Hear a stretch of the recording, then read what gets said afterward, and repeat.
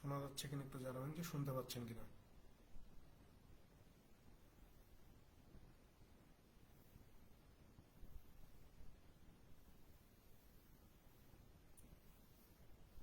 ওয়ালাইকুম সালাম। শোনা যাচ্ছে কিনা একটু জানাবেন।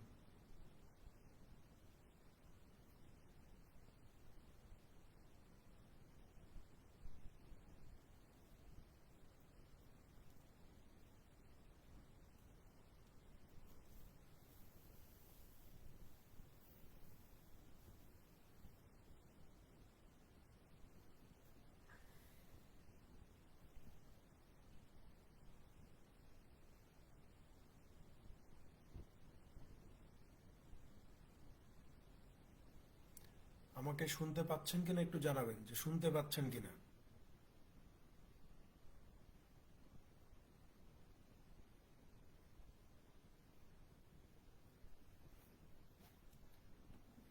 আসেন শুরু করি। আজকে আমরা সলভ করবো হচ্ছে বাংলাদেশ ব্যাংকের সহকারী পরিচালক 2012 সালের প্রশ্ন। দেখেন, এক নম্বরে বলা হচ্ছে যে train X leaves Dhaka at 10 am and travels east at a constant speed of x miles per hour. If another train Y leaves Dhaka at 11:30 and travels east along the same tracks at speed of 4x by 3, then at what time will train Y catch train X? বলতেছে যে x নামের একটা train সকাল 10টায় ঢাকা থেকে রওনা দেয় এবং যার গতি ছিল এক্স মাইল পার আওয়ার। বলতেছে যে ওয়াই ট্রেন ওই ঢাকা থেকেই ওই দিন সকাল 11টা 30 মিনিটে রওনা দিবে। ওয়াই ট্রেনটাও ঢাকা থেকে সকাল 11টা 30 মিনিটের দিকে রওনা দিবে এবং এই ওয়াই ট্রেনের গতিবেগ কত? 4x/3। জিজ্ঞাসা করছে যে then at what time will train Y catch train X, অর্থাৎ এই এক্স ট্রেন আর ওয়াই ট্রেনের কয়টার দিকে সাক্ষাৎ হবে এটা জিজ্ঞাসা করছে, যে এই দুইটা ট্রেন কখন মিলিত হবে। Y train Y catch train X means মানে হচ্ছে ওয়াই ট্রেনটা কখন এক্স ট্রেনের সাক্ষাৎ পাবে। ঠিক আছে, খেয়াল করেন, এটা হচ্ছে একটা স্পেশাল টাইপ প্রশ্ন। এই ধরনের প্রশ্নগুলো আমরা খুব ইজিলি সমাধান করতে পারি। আমরা একটা মানে এটা হচ্ছে মিটিং টাইমের প্রশ্ন, যে কয়টার দিকে তাদের সাক্ষাৎ হবে, কয়টার দিকে তারা মিলিত হবে, একজন আরেকজনকে কয়টার দিকে ক্রস করবে। এই ধরনের প্রশ্নগুলো আমরা খুব সহজেই সমাধান করার জন্য একটা সূত্র প্রয়োগ করি। সেটা হচ্ছে এই যে মিটিং টাইম, এমটিতে মানে হচ্ছে মিটিং টাইম, এই মিটিং টাইম মানে হচ্ছে ইনিশিয়াল সেপারেশন, আইএস মানে হচ্ছে ইনিশিয়াল সেপারেশন, ডিভাইডেড কি এই যে আরএস, আরএস মানে হচ্ছে রিলেটিভ স্পিড। এই সূত্রটা আমরা প্রয়োগ করি সাক্ষাতের সময় নির্ণয়ের জন্য, যে কয়টার দিকে তাদের সাক্ষাৎ হবে এইটা যদি বের করতে চাই তাহলে ইনিশিয়াল সেপারেশনকে জাস্ট রিলেটিভ স্পিড দিয়ে ভাগ করে দিতে হবে। এখন বিষয় হচ্ছে যে ভাই এখানে ইনিশিয়াল সেপারেশন এই জিনিসটা কি, বা এইটা কিভাবে বের হবে, কোত্থেকে বের হবে। একটা জিনিস আপনি খেয়াল করেন, ট্রেন এক্স রওনা হচ্ছে সকাল 10টার দিকে, ট্রেন ওয়াই রওনা হচ্ছে সকাল 11টা 30-এ। তার মানে এক্স ট্রেনটা 1.5 ঘন্টা একটা নির্দিষ্ট দূরত্ব অতিক্রম করবে, তাই না? এক্স ট্রেনটা সকাল 10টায় রওনা দিচ্ছে আর ওয়াই ট্রেনটা সকাল 11টায় রওনা দিচ্ছে। তার মানে এক্স ট্রেন আর ওয়াই ট্রেনের মধ্যে শুরুতেই রওনা দেওয়ার শুরুতেই, মানে ওয়াই ট্রেনটা রওনা দেওয়ার শুরুতে বেশ কিছু ডিফারেন্স তৈরি হচ্ছে না? সেই ডিফারেন্সটা কত? এই যে খেয়াল করেন, বলা হচ্ছে যে এক্স ট্রেনের গতিবেগ হচ্ছে ঘন্টায় এক্স মাইল পার আওয়ার। তাহলে এই এক্স ট্রেনটা সকাল 10টা থেকে 11টা পর্যন্ত যাবে কত? 1 ঘন্টায়। বলবেন যে ভাই 1 ঘন্টায় যাবে এক্স মাইল, তারপরে আবার 11টা থেকে এই যে 11টা 30 এই পর্যন্ত যাবে কত? আপনি বলবেন যে ভাইয়া এক্স এর অর্ধেক, অর্থাৎ x/2 মাইল। তাহলে সকাল 10টা থেকে সকাল 11টা 30 অর্থাৎ ওয়াই ট্রেনটা রওনা হওয়ার আগে পর্যন্ত এই এক্স ট্রেনটা কত পথ পাড়ি দিল? আপনি বলবেন যে ভাইয়া এক্স প্লাস x/2 পথ পাড়ি দিছে, যেটাকে আমরা ক্যালকুলেশন করে বলতে পারি যে ভাই 3x/2। যে ওয়াই ট্রেনটা যখন সকাল 11:30টায় রওনা দেয় তার আগেই এই এক্স ট্রেনটা 3x/2 মাইল পথ কি করছে? অতিক্রম করে ফেলছে। তার মানে এখানে ইনিশিয়াল সেপারেশনটা কত, এই যে 3x ডিভাইডেড 2। ঠিক আছে, এখন আসেন রিলেটিভ স্পিড। যখন সকাল 11টা বেজে গেছে, সকাল 10টা থেকে সকাল 11টা যখন বেজে গেছে, তখন ওয়াই ট্রেনটাও এক্স ট্রেনের দিকে চলা শুরু করছে। অর্থাৎ এক্স ট্রেনটা যেই দিকে যাচ্ছিল সেই দিকে ওয়াই ট্রেনটাও চলা শুরু করছে। তাহলে আমরা জানি যে দুইটা ট্রেনের গন্তব্য যদি একই দিকে হয়, বা দুইটা ট্রেনের ডিরেকশন যখন একই দিকে হবে, সেম ডিরেকশন যখন হবে, তখন রিলেটিভ স্পিডটা কি হয়ে যাবে, তখন রিলেটিভ স্পিডটা বিয়োগ হয়ে যাবে। রিলেটিভ স্পিডটা কি হবে, বিয়োগ হবে। রিলেটিভ স্পিড বিয়োগ মানে হচ্ছে এই যে ওয়াই ট্রেনের গতিবেগ আমরা দেখতে পাচ্ছি 4x/3, এখান থেকে আমাকে এই যে এক্স ট্রেনের গতিবেগ এক্স কে বাদ দিতে হবে। বাদ দিলে আমরা রিলেটিভ স্পিডটা পেয়ে যাব।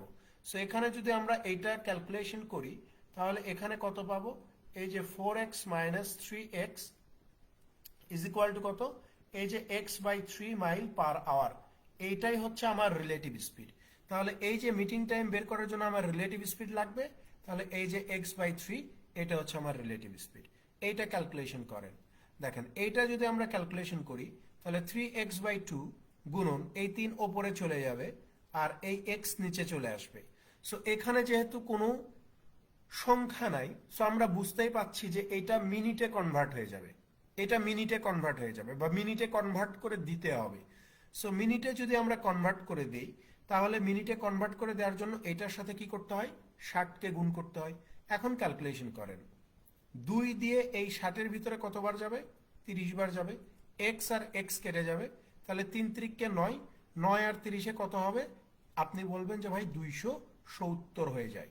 অর্থাৎ 270 মিনিট পরে এই ওয়াই ট্রেনটা এক্স ট্রেনকে ক্যাচ করবে, বা এই ওয়াই ট্রেনের সাথে এক্স ট্রেনের সাক্ষাৎ হবে।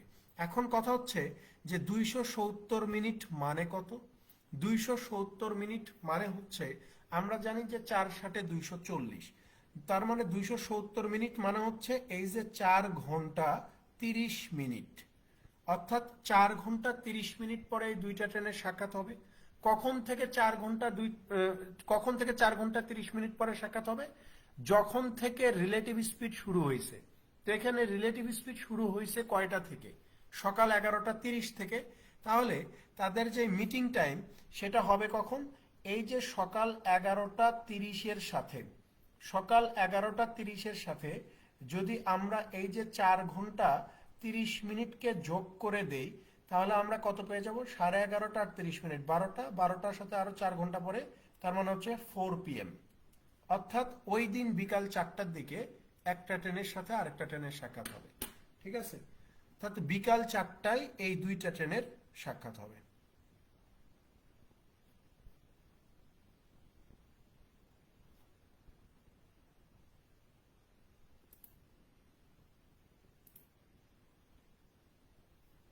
বিকাল 4টার দিকে, এটাই উত্তর।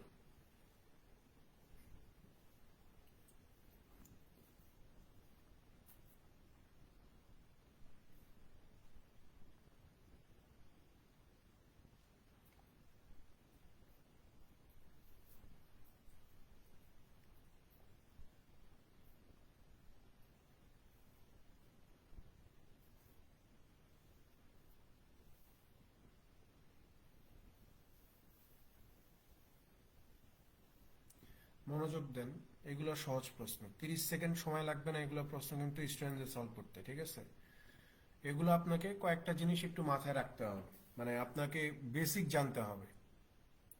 বেসিক জিনিসগুলো আপনি যদি না জানেন তাহলে হবে না। এখানে খুব মনোযোগ দিয়ে খেয়াল করেন, এখানে দুইটা ট্রেন আছে। একটা ট্রেনের নাম হচ্ছে ট্রেন এক্স, এটার গতিবেগ হচ্ছে এক্স মাইল পার আওয়ার। ঠিক আছে, এখানে আরেকটা ট্রেন আছে, সেই ট্রেনের নাম হচ্ছে ট্রেন ওয়াই, এটার গতিবেগ হচ্ছে 4x/3 মাইল পার আওয়ার। এখানে ট্রেন এক্স সকাল 10টার দিকে রওনা দিবে। বাস্তবতার সাথে মিলায় পড়ার চেষ্টা করবেন বা বোঝার চেষ্টা করবেন। ঠিক আছে, এখানে ট্রেনে ওঠে নাই বা গাড়িতে ওঠে নাই এমন কোনো পাবলিক খুঁজে পাওয়া যাবে না। সকাল 10টার দিকে ট্রেন এক্স রওনা দিবে, সকাল 11টা 30 মিনিটে ট্রেন ওয়াই রওনা দিবে। আমাকে জিজ্ঞাসা করছে যে এই ট্রেন ওয়াই কয়টার দিকে ট্রেন এক্স এর সাথে মিলিত হবে। ট্রেন ওয়াই কয়টার দিকে ট্রেন এক্স এর সাথে মিলিত হবে। আপনি নর্মাল সেন্সে চিন্তা করেন তো, যে একটা ট্রেন রওনা দিল সকাল 10টায়, আরেকটা ট্রেন রওনা দিল সকাল 11:30টায়, তাহলে এই ট্রেন কি বসে থাকবে?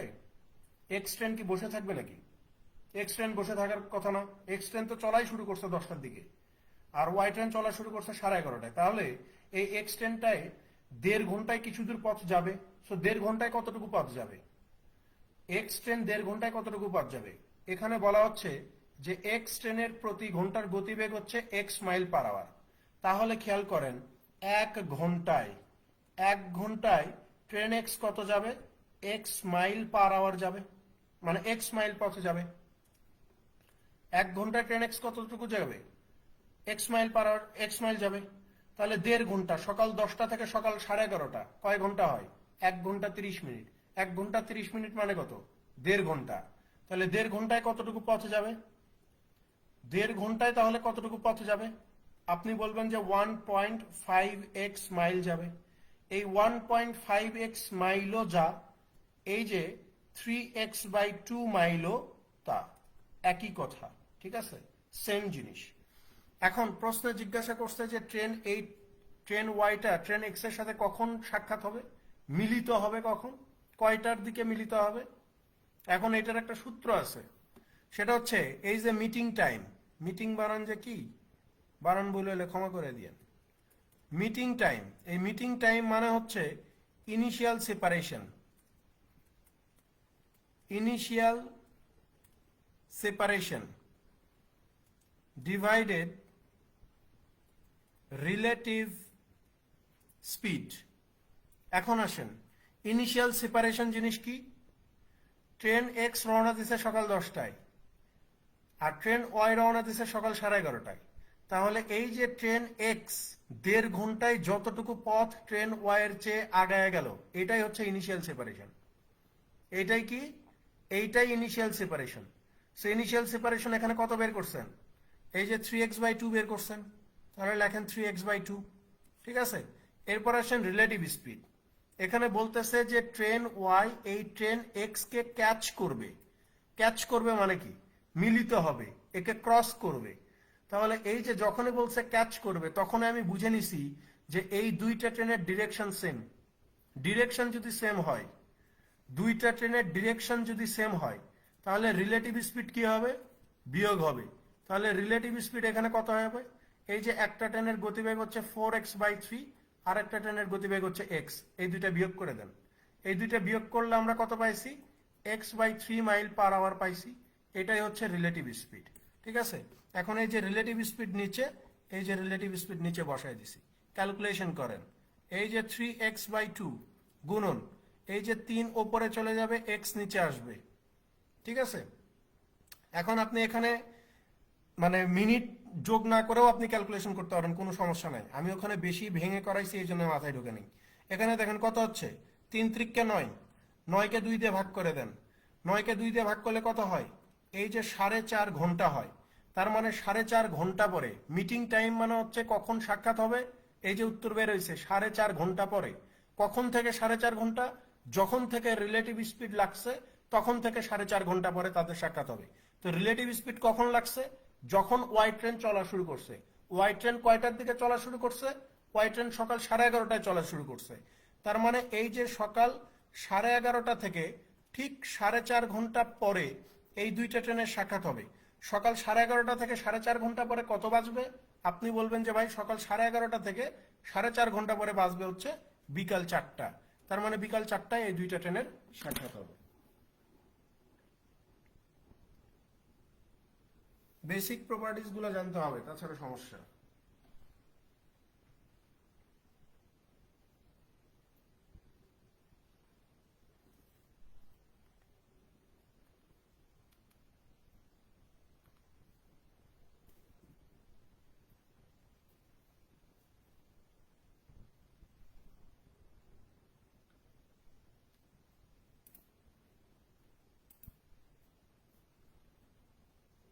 পরেরটাতে চলে যান, 2 নম্বর।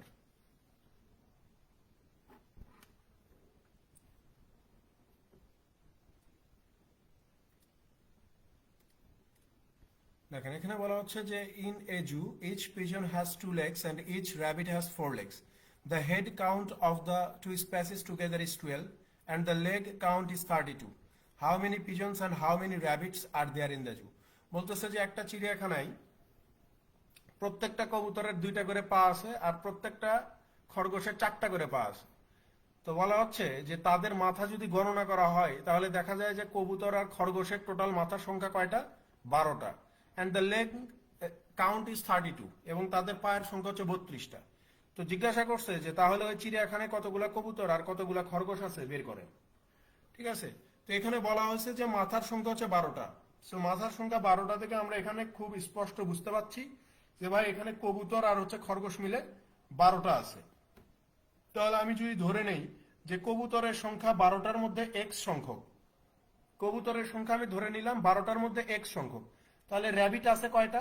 আপনি বলবেন যে 12 থেকে এই যে কবুতরের সংখ্যা বাদ দেন তাহলে আপনি র্যাবিটের সংখ্যা পেয়ে যাবেন, অর্থাৎ 12 মাইনাস এক্স। এখন খেয়াল করেন কবুতরের কয়টা পা থাকে? আপনি বলবেন যে 2টা। তাহলে কবুতর যদি এক্স সংখ্যক হয় তাহলে প্রত্যেকটা কবুতরের 2টা করে পা থাকলে টোটাল পায়ের সংখ্যা কত হবে কবুতরের? আপনি বলবেন যে ভাই 2x হবে প্লাস। এরপরে খেয়াল করেন খরগোশের কয়টা পা? আপনি বলবেন যে ভাই 4টা পা। একটা খরগোশের যদি 4টা পা হয় তাহলে খরগোশ এখানে কয়টা? আপনি বলবেন যে ভাই 12 মাইনাস এক্স। তাহলে পায়ের সংখ্যা কত হবে? 4 ইন্টু 12 মাইনাস এক্স। তাহলে এই যে কবুতরের পা আর এই যে খরগোশের পা, এই দুইটা প্রাণীর সকল পা যোগ করে আমাদেরকে কত পাওয়া যাবে বলছে? এই যে 32 পাওয়া যাবে। এই যে 32 লিখলাম, ক্যালকুলেশন করেন। 2x plus 48 minus 4x is equal two 32। 4x থেকে 2x বাদ দিলে 2x পাওয়া যাবে, 48 থেকে 32 বাদ দিলে 16 পাওয়া যাবে। তাহলে x ইকুয়াল টু কত? 8। তার মানে এখানে কবুতরের সংখ্যা হচ্ছে 8টা আর আপনার র্যাবিটের সংখ্যা কত? 12 বিয়োগ 8 ইজ ইকুয়াল টু 4টা। 8 আর 4, যে কবুতর 8টা আর র্যাবিট হচ্ছে 4টা।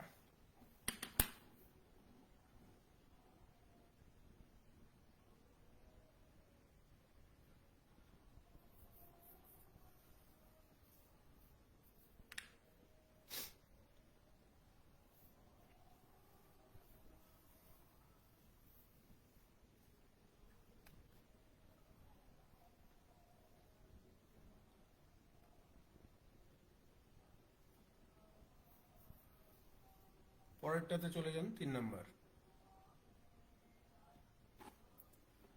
তিনি কি বলা হচ্ছে যে the ratio of the number of red বলস, ইয়েলো বলস, গ্রিন বলস ইন অ্যান্ড আর্ন ইজ 2:3:4। এখানে বলা হচ্ছে যে রেড বল আছে হচ্ছে 2টা, ইয়েলো বল আছে হচ্ছে 3টা আর গ্রিন বল আছে হচ্ছে 4টা। What is the probability that a ball chosen at random from the urn is a red ball? বলতেছে যে একটা পাত্রের মধ্যে লাল, হলুদ আর সবুজ বল আছে যাদের অনুপাত হচ্ছে 2:3:4। তো বলতেছে যে ওই পাত্রের মধ্য থেকে যদি আপনি র্যান্ডমলি একটা বলকে উঠান তাহলে সেটা লাল হওয়ার সম্ভাবনা কত? ওই পাত্রের মধ্য থেকে যদি আপনি র্যান্ডমলি একটা বলকে উঠান তাহলে যেই বলটা উঠাবেন সেটা লাল হওয়ার সম্ভাবনা কত, এটা জিজ্ঞাসা করছে। একটা জিনিস মাথায় রাখেন, সেটা হচ্ছে যে প্রবাবিলিটির সূত্র একটাই, এটা দিয়ে সব ম্যাথ করা যায়। প্রবাবিলিটি মানে হচ্ছে এই যে favourable outcome divided total outcome. এখন কথা হচ্ছে যে ফেভারেবল আউটকাম কি, প্রশ্নে যেটা জিজ্ঞাসা করছে, আর টোটাল আউটকাম মানে হচ্ছে এখানে কয়টা উপাদান আছে, আমাকে কয়টা বল থেকে উঠাইতে বলতেছে। এখানে আমার টোটাল আউটকাম মানে হচ্ছে টোটাল কয়টা বল আছে এখানে, এই যে লাল 2টা, হলুদ 3টা, সবুজ 4টা। তাহলে বলের সংখ্যা কয়টা? 4 3 7 2 9টা।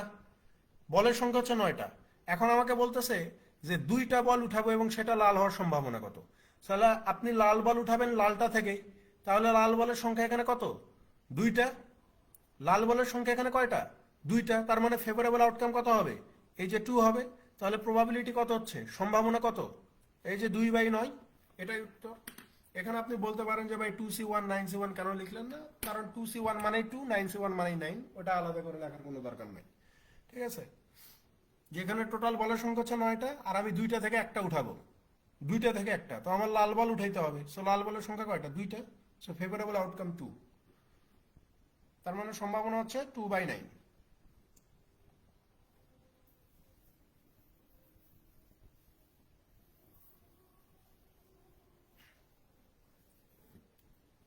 এগুলো থেকে প্রশ্ন করলে এরকম একদম বেসিক প্রশ্ন করবে, মানে কোনো প্যাচ গুজ দিবে না, ডিরেক্ট আপনি করতে পারবেন। পরেরটাতে চলে যান, 4 নাম্বার।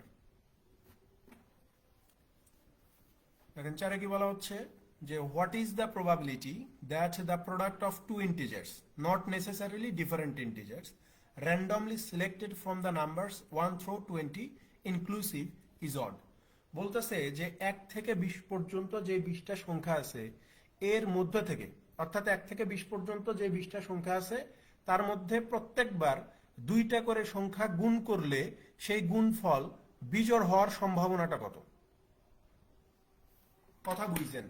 1 থেকে 20 পর্যন্ত 20টা সংখ্যা আছে, এই 20টা সংখ্যার মধ্যে বারবার মানে প্রত্যেকবার 2টা করে সংখ্যা নিয়ে যদি আপনি গুণ করেন, 2টা করে সংখ্যা নিয়ে যদি আপনি গুণ করেন, তাহলে এরকম মানে কতগুলো সংখ্যা হইতে পারে বা মানে কতগুলো সংখ্যা আপনি গুণ করতে পারবেন এর একটা সম্ভাবনা জিজ্ঞাসা করছে। এবং এখানে শর্ত দিয়ে দিয়েছে যে নট নেসেসারিলি ডিফারেন্ট ইন্টিজার, মানে এগুলোকে যে ডিফারেন্ট ইন্টিজারের সাথে গুণ করতে হবে এমন না, মানে একই রকম মানে একই সংখ্যার সাথে আপনি 2বারে গুণ করতে পারবেন। প্রত্যেকবার যে আপনাকে আলাদা আলাদা সংখ্যার সাথে গুণ করতে হবে এমন কোনো কথা নাই, আপনি একই সংখ্যার সাথে 2বার গুণ করতে পারবেন। বিষয়টা হচ্ছে এমন, একটু বোঝার চেষ্টা করেন। এখানে প্রবাবিলিটি জিজ্ঞাসা করছে, তাহলে কিছুক্ষণ আগেই বলছি যে প্রবাবিলিটি মানে হচ্ছে favourable outcome divided total outcome, ঠিক আছে? তাহলে 1 থেকে 20 পর্যন্ত টোটাল সংখ্যা আছে কয়টা? 20টা সংখ্যা আছে। তাহলে আপনি যদি প্রত্যেকটা সংখ্যার সাথে প্রত্যেকটা সংখ্যাকে গুণ করে দেন, অর্থাৎ 1-এর সাথে 1 গুণ করলেন, তারপরে আবার 1-এর সাথে 2, 1-এর সাথে আবার 3, 1-এর সাথে আবার 4, এইরকম গুণ করতে করতে করতে করতে আপনি 1-এর সাথে 20 পর্যন্ত গুণ করবেন। তারপরে আপনি 2-এর সাথে 1 করলেন, 2-এর সাথে 2, 2-এর সাথে 3, 2-এর সাথে 4, এইরকম করতে করতে করতে করতে একদম 2-এর সাথে 20 পর্যন্ত করলেন। তারপরে আবার 3-এর সাথে 1, 3-এর সাথে 2, 3-এর সাথে 3, এইরকম করতে করতে আবার 3-এর সাথে 20 পর্যন্ত গেলেন। তাহলে আপনি নর্মাল সেন্সে চিন্তা করেন যে ভাই এইরকম 20টা সংখ্যা, সো প্রত্যেকবার 20টা সংখ্যা যদি আমি 20 বার করে গুণ করি, 20টা সংখ্যা আমাকে কতবার এইভাবে গুণ করতে হবে? 20 বার গুণ হবে না? তাহলে 20টা সংখ্যা যদি 20 বার করে গুণ হয়, তাহলে এখান থেকে কতগুলা গুণফল পাওয়া যেতে পারে? আপনি বলবেন যে 20 × 20 অর্থাৎ 400 গুণফল পাবো। তার মানে এখানে টোটাল আউটকাম কত হবে? 400 হবে। এখন আসেন আমার ফেভারেবল আউটকাম, যে কোন 2টা সংখ্যা গুণ করলে আমার গুণফল বিজোড় আসবে। একটা জিনিস মাথায় রাখেন যে বিজোড় সংখ্যার সাথে বিজোড় সংখ্যাকে গুণ করলেই একমাত্র গুণফল বিজোড় আসা সম্ভব। বিজোড় সংখ্যার সাথে বিজোড় সংখ্যাকে গুণ করলেই বিজোড় গুণফল আসবে, তাছাড়া সম্ভব না, ঠিক আছে? এখন আপনি বলবেন যে ভাই তাহলে 1 থেকে 20, এই 1 থেকে 20 পর্যন্ত সংখ্যা আছে 20টা, এই 20টা সংখ্যার মধ্যে অড নাম্বার হচ্ছে 10টা, ইভেন নাম্বার হচ্ছে 10টা। অড নাম্বার 10টা, ইভেন নাম্বার 10টা। অড কি কি 10টা? এই যে 1 আছে, 3 আছে, 5, 7, 9, 11, 13, 15, 17, 19, ঠিক আছে? তাহলে 1, 2, 3, 4, 5, 6, 7, 8, 9, 10। তার মানে এরকম 10টা সংখ্যা আছে যেগুলা কি বিজোড়। তো এইরকম বলতেছে যে এই যে 10টা সংখ্যা পাইলাম, এটাও আপনার সেম একই রকম, যে আমি প্রথমবার 1কে নিচ্ছি, যে 1-এর সাথে 1 গুণ দিচ্ছি, তারপরে 1-এর সাথে 3, তারপরে 1-এর সাথে 5, তারপরে 1-এর সাথে 7, এইভাবে গুণ দিতে দিতে আমি 1-এর সাথে 19কে গুণ দিব। আবার সেম ভাবে আবার 3কে নিয়ে শুরু করব, যে 3-এর সাথে 1, আবার 3-এর সাথে 3, আবার 3-এর সাথে 5, এরকম করে করে করে করে আমি কোথায় যাব? একদম 3-এর সাথে 19 পর্যন্ত। তাহলে এই যে 10টা সংখ্যা 1 থেকে 19 পর্যন্ত এরকম 10টা বিজোড় সংখ্যা আছে। সো প্রত্যেকটা বিজোড় সংখ্যাকে আমি যদি প্রত্যেকটা বিজোড় সংখ্যা দিয়ে গুণ করে দেই, তাহলে এখানে টোটাল কয়টা ফলাফল পাওয়া যাবে? কয়বার আপনি গুণ করতে পারবেন? আপনি বলবেন যেহেতু 10টা সংখ্যার সাথে আবার 10টা সংখ্যাকে গুণ করতেছেন, তার মানে আপনি টোটাল ফলাফল পাবেন 10 × 10, 100টা। এরকম 100 বার 100টা গুণফল পাবেন আপনি। একটা বিজোড় সংখ্যার সাথে আরেকটা বিজোড় সংখ্যা গুণ করে করে করে করে এরকম 100 বার আপনি গুণ করতে পারবেন, বা এরকম 100টা গুণফল আপনি এখান থেকে পাবেন। তাহলে এখানে ফেভারেবল আউটকাম কত? এই যে 100। তাহলে এটাকে আমরা ছোট করে লিখতে পারি না? এই 2 শূন্য এই 2 শূন্য কেটে দিলে প্রবাবিলিটি কত হয়ে যায়? এই যে 1/4 হয়ে যায়। দেখেন তো উত্তর কোনটাতে আছে? এই যে অপশন বি তে উত্তর দেওয়া আছে যে এরকম 1 থেকে 20 পর্যন্ত যতগুলো সংখ্যা আছে প্রত্যেকবার 2টা করে সংখ্যা নিয়ে যদি আমি গুণ করে দেই তাহলে গুণফল বিজোড় আসার সম্ভাবনা হচ্ছে 1/4।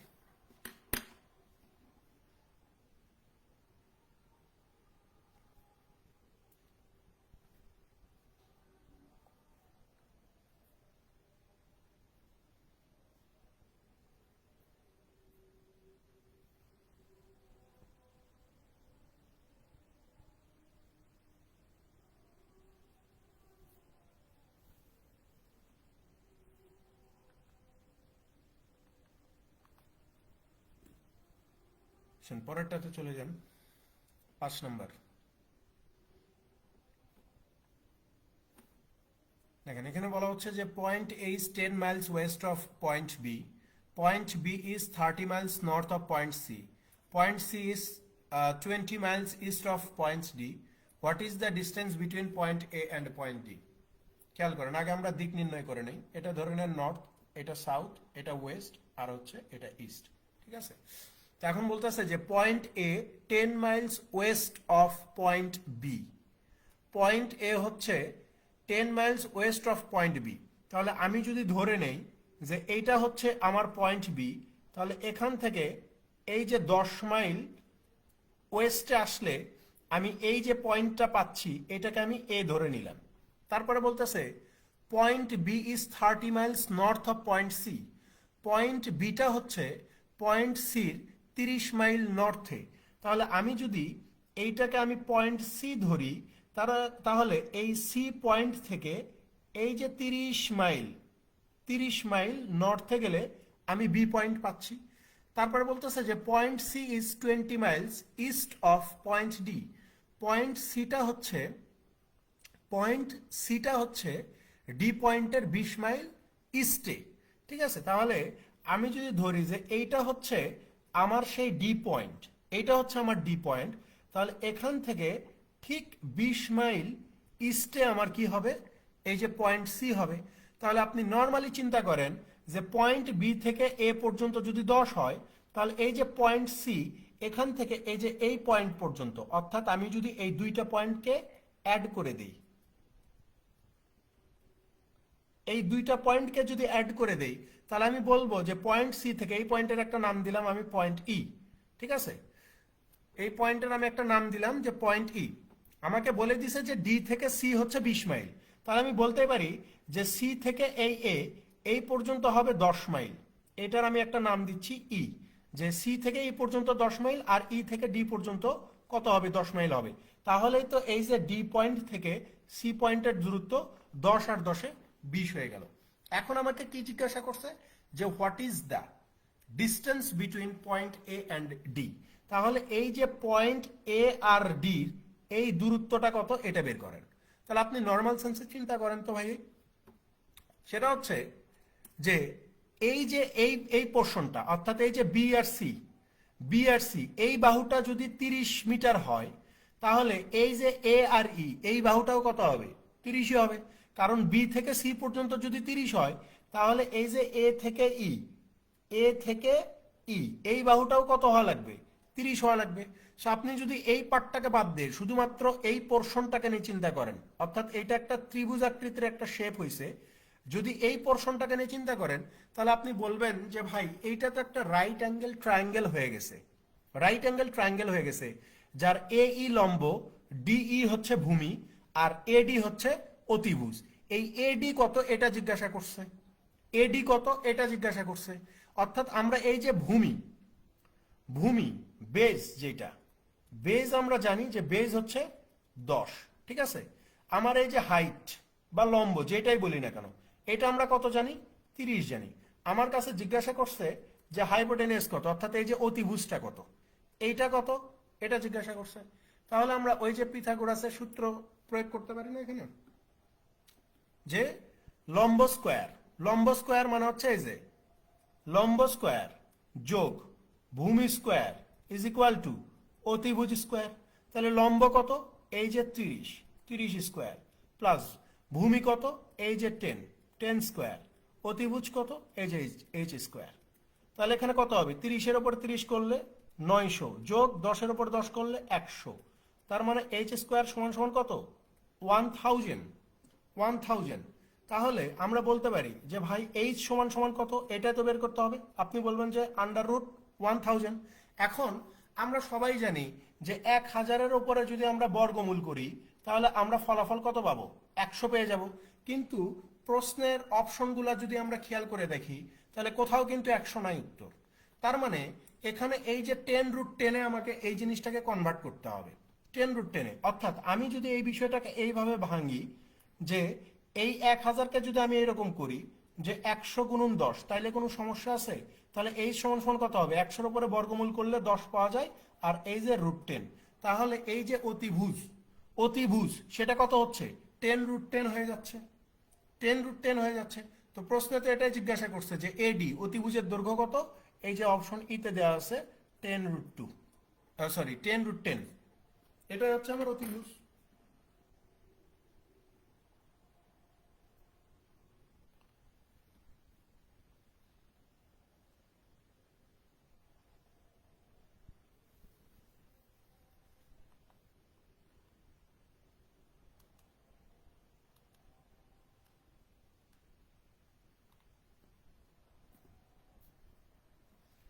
প্রিলিমিনারি পরীক্ষায় আপনারা একটু অপশনের দিকেও খেয়াল রাখবেন যে উত্তরটা আসলে কিভাবে দেওয়া আছে।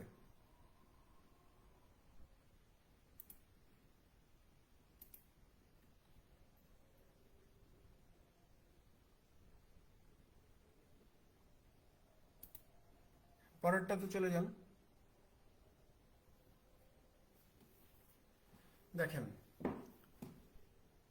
এখানে 6-এ বলা হচ্ছে যে the length of a rectangle is increased by 25%, by what percentage should the width be decreased so that the area of the rectangle remains unchanged?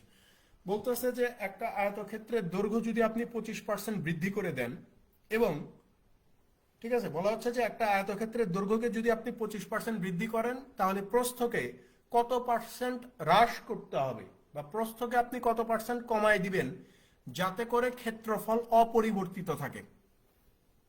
আমি বারে বারে বলে আসি যে এইগুলা হচ্ছে নিহাত পার্সেন্টেজের ম্যাথ, এইগুলা জ্যামিতির অধ্যায়ের ম্যাথ না। এইগুলাকে আপনি জ্যামিতির কনসেপ্টে, মানে আয়তক্ষেত্রের ওই দৈর্ঘ্য প্রস্থের কনসেপ্টে চিন্তা করতে গেলেই হিসাব দীর্ঘ হবে।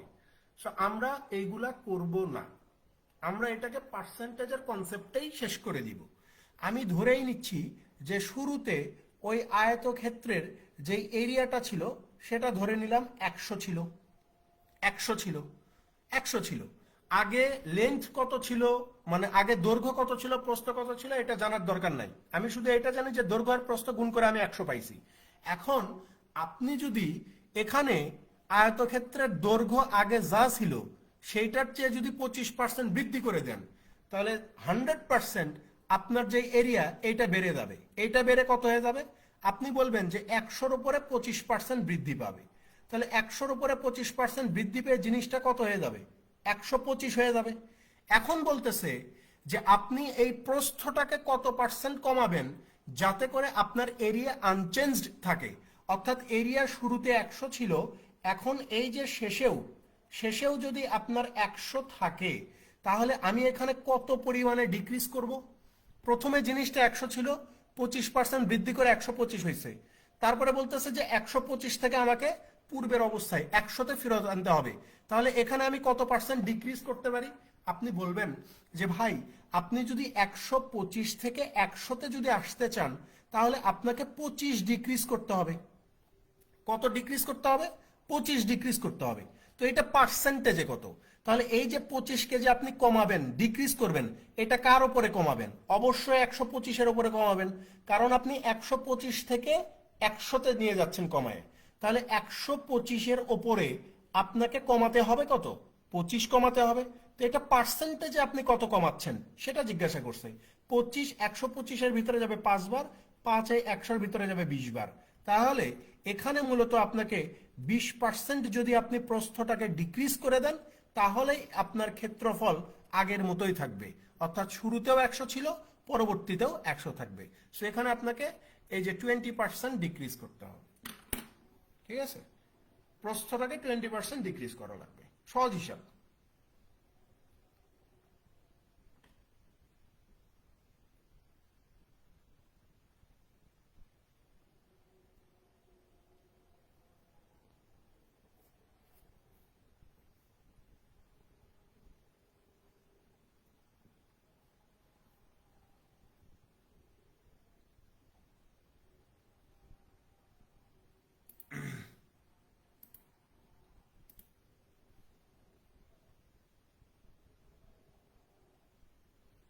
পরেরটাতে চলে যান 7 নাম্বার।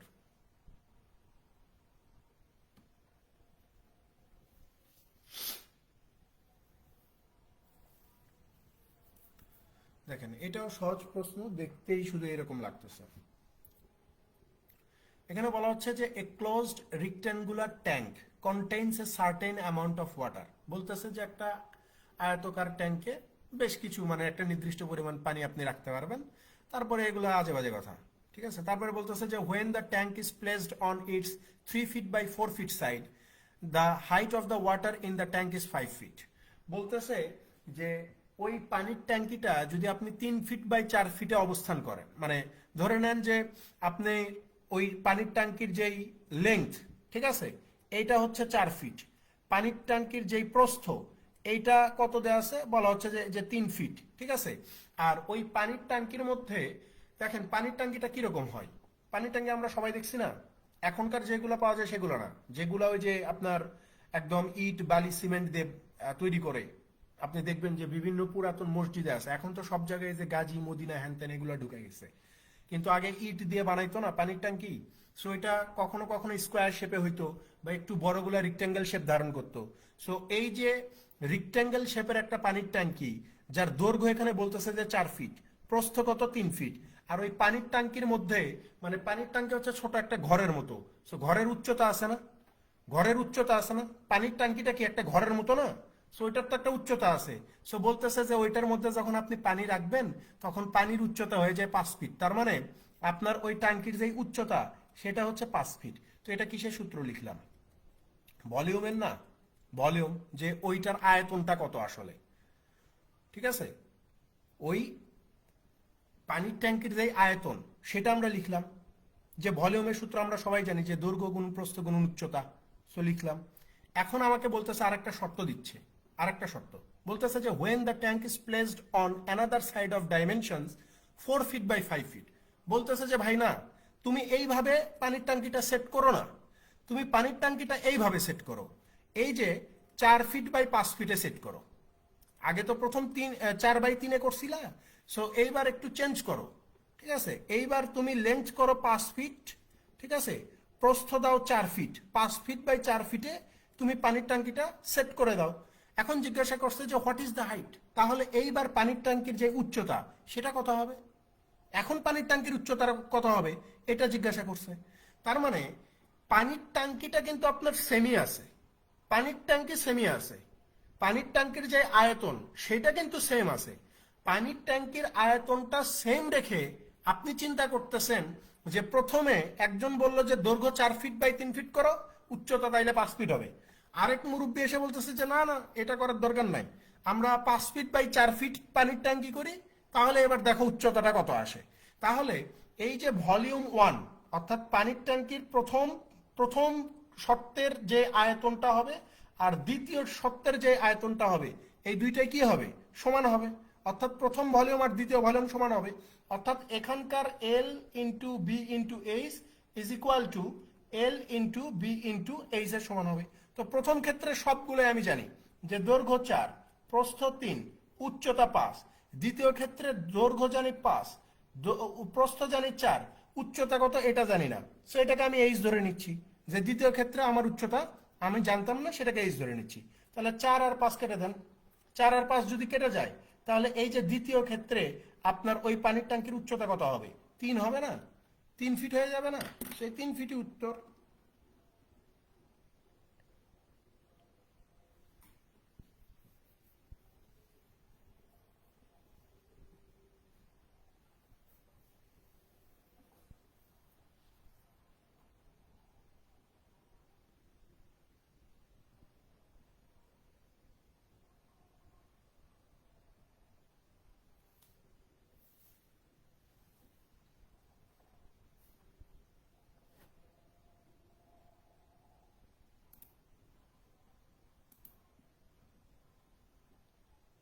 পরেরটাতে চলে যান 8 নাম্বার।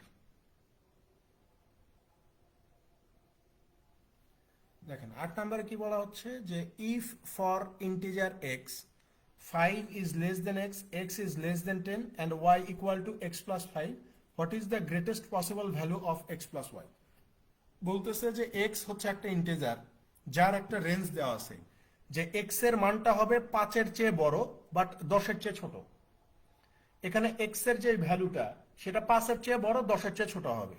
এবং আমাকে এখানে একটা এক্সপ্রেশন দিয়ে রাখছে যে Y equal to X plus 5, এবং জিজ্ঞাসা করছে যে what is the greatest possible value of X plus Y. আমাকে দিয়ে রাখছে কি, আমাকে দিয়ে রাখছে Y equal to X plus 5। আমাকে বের করতে হবে কি, এক্স প্লাস ওয়াই বের করতে হবে। আমাকে বের করতে হবে হচ্ছে এক্স প্লাস ওয়াই কত। আপনি সারা জীবন চেষ্টা করলেও এই ইকুয়েশন থেকে এটা বের করতে পারবেন? এটা থেকে এটা বের করতে পারবেন? মানে এই ইকুয়েশনটা থেকে কখনোই এক্স প্লাস ওয়াই এর মান বের করা সম্ভব? আপনি বলবেন যে না, এটা সম্ভব না, কিন্তু আরেকভাবে সম্ভব, আরেকটা উপায় আছে, সেইভাবে সম্ভব। আপনি তখন কি বলবেন যে ভাই, আমাকে যেহেতু এক্স প্লাস ওয়াই এর মান বের করা লাগবে, তো আমি একটা কাজ করে দেই, আমি এই ওয়াই এর সাথে এক্স কে যোগ করে দেই। তো এই পাশে যদি আমি এক্স কে যোগ করে দেই, তাহলে এই যে সমানের ডান পাশে আমাকে কি করতে হবে, এক্স কে যোগ করে দিতে হবে। তাহলে খেয়াল করে দেখেন, এক্স প্লাস ওয়াই সমান সমান এই যে আমরা একটা ভ্যালু পাই 2x প্লাস 5, 2x প্লাস 5। এখন আমরা যেহেতু এক্স এর একটা রেঞ্জ জানি যে এক্স এর রেঞ্জ হবে 5-এর চেয়ে বড়, 10-এর চেয়ে ছোট, এবং আমাকে এখানে জিজ্ঞাসাও করছে যে what is the greatest possible value of X plus Y. X plus Y এর সবচেয়ে গ্রেটেস্ট পসিবল ভ্যালুটা কত, সবচেয়ে বড় মান বের করেন। এক্স প্লাস ওয়াই এর সবচেয়ে বড় মান। তাহলে আপনি বলবেন যে ভাই, এখান থেকে যদি আপনি এক্স প্লাস ওয়াই এর সবচেয়ে বড় মান বের করতে চান, তাহলে এক্স এর ভ্যালুটাকে সবচেয়ে বড় ধরতে হবে, এক্স এর ভ্যালুটাকে সবচেয়ে বড় ধরতে হবে। তাহলে এক্স এর সবচেয়ে বড় ভ্যালু কত? আপনি বলবেন যে 10-এর চেয়ে ছোট হবে। তো 10-এর চেয়ে ছোট ইমিডিয়েট ভ্যালু কত হয়? 9। তার মানে এক্স এর ভ্যালু 9 হবে, কারণ আপনি এখানে গ্রেটেস্ট ভ্যালু বের করবেন। আর এখানে এক্স প্লাস ওয়াই এর গ্রেটেস্ট ভ্যালু বের হওয়ার জন্য শর্ত হচ্ছে এক্স এর ভ্যালুকে আপনাকে বড় ধরতে হবে। তাহলে এক্স এর এখানে সর্বোচ্চ ভ্যালু কত ধরা যায়? 9 ধরা যায়। মান বসায় দেন, 2 ইন্টু 9 প্লাস 5। তাহলে এই যে X plus Y is equal to কত? 9 × 18 = 23 হইতে পারে। অর্থাৎ এক্স প্লাস ওয়াই এর সর্বোচ্চ মান এই যে 23 হবে।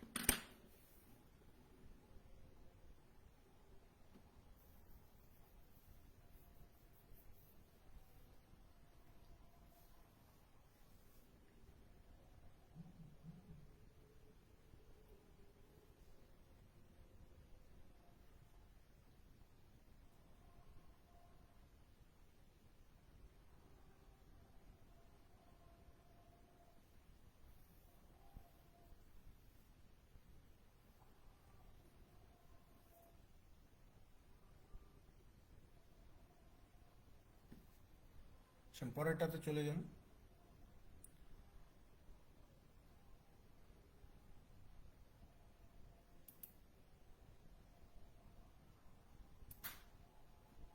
নয় নাম্বার দেখেন, এখানে কি বলা হচ্ছে যে the product of two numbers X and Y is twice the sum of the numbers, what is the sum of the reciprocals of X and Y. বলতেছে যে দুইটা সংখ্যা আছে এখানে এক্স আর ওয়াই, তো এক্স আর ওয়াই এর গুণফল কত হবে? এক্স আর ওয়াই কে যদি আমরা গুণ করে দেই, তাহলে এদের গুণফল কত হবে? Twice the sum of the numbers. তাহলে এই দুইটা সংখ্যার সমষ্টির দ্বিগুণের সমান হয়ে যাবে। অর্থাৎ এক্স আর ওয়াই কে গুণ করে দিলে এক্স আর ওয়াই এর যোগফলের দ্বিগুণ পাবো। এখন আমাদেরকে জিজ্ঞাসা করছে যে what is the sum of the reciprocals of X and Y. তাহলে এক্স এবং ওয়াই এর রেসিপ্রোকালের যোগফল কত? অর্থাৎ এই যে 1/x প্লাস 1/y এইটা সমান সমান কত, এটা জিজ্ঞাসা করছে। ঠিক আছে, তাহলে আমরা এখান থেকে বলতে পারি যে ভাই, এটাকে যদি আমরা এইভাবে লিখি X Y 2 into X plus Y. Okay, so আমরা 2কে যদি সমানের বাম পাশে পার করে নিয়ে আসি, তাহলে এখানে এই 2 নিচে চলে যাবে, অর্থাৎ হাফ হয়ে যাবে। তাহলে এখানে এক্স ডিভাইডেড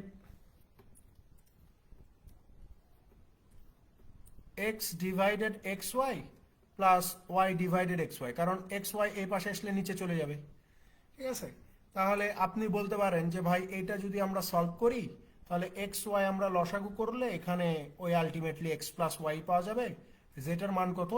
1/2 হচ্ছে, 1/2, অর্থাৎ X plus Y divided X Y সমান সমান কত? 1/2 আসতেছে। সো আমরা যদি এটা সলভ করি, এখানেও সেম, এক্স আর ওয়াই এর ভ্যালু কত, লসাগু কত পাবো, এক্স ওয়াই। তাহলে এখানে পেয়ে যাবে কত, ওয়াই প্লাস এক্স। একটু যদি আমরা সাজায় লিখি তাহলে X plus Y divided X Y পাচ্ছি। তো এটার মান কত, এটার মান কত আপনি তো বের করেই রাখছেন, আপনি বের করে রাখছেন না যে X plus Y divided X Y সমান সমান হচ্ছে হাফ। তো এই যে এক্স আর ওয়াই এর রেসিপ্রোকাল যোগ করলে আমরা আলটিমেটলি এখান পর্যন্ত আসতে পারছি যে X plus Y divided X Y. তো এটার মান কত দেওয়া আছে, হাফ দেওয়া আছে। তাহলে এই যে ডি উত্তর হবে।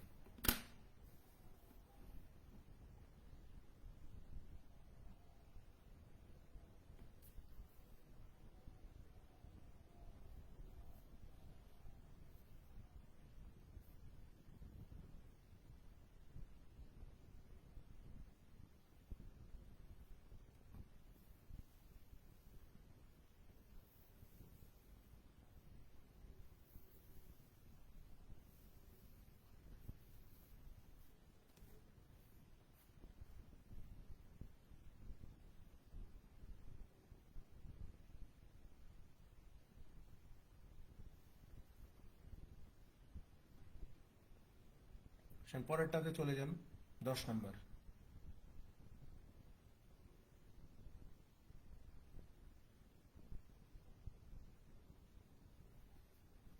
দেখেন 10-এ কি বলা হচ্ছে যে ইন এ কান্ট্রি, একটা দেশে 60% of the male citizen and 70% of the female citizen are eligible to vote.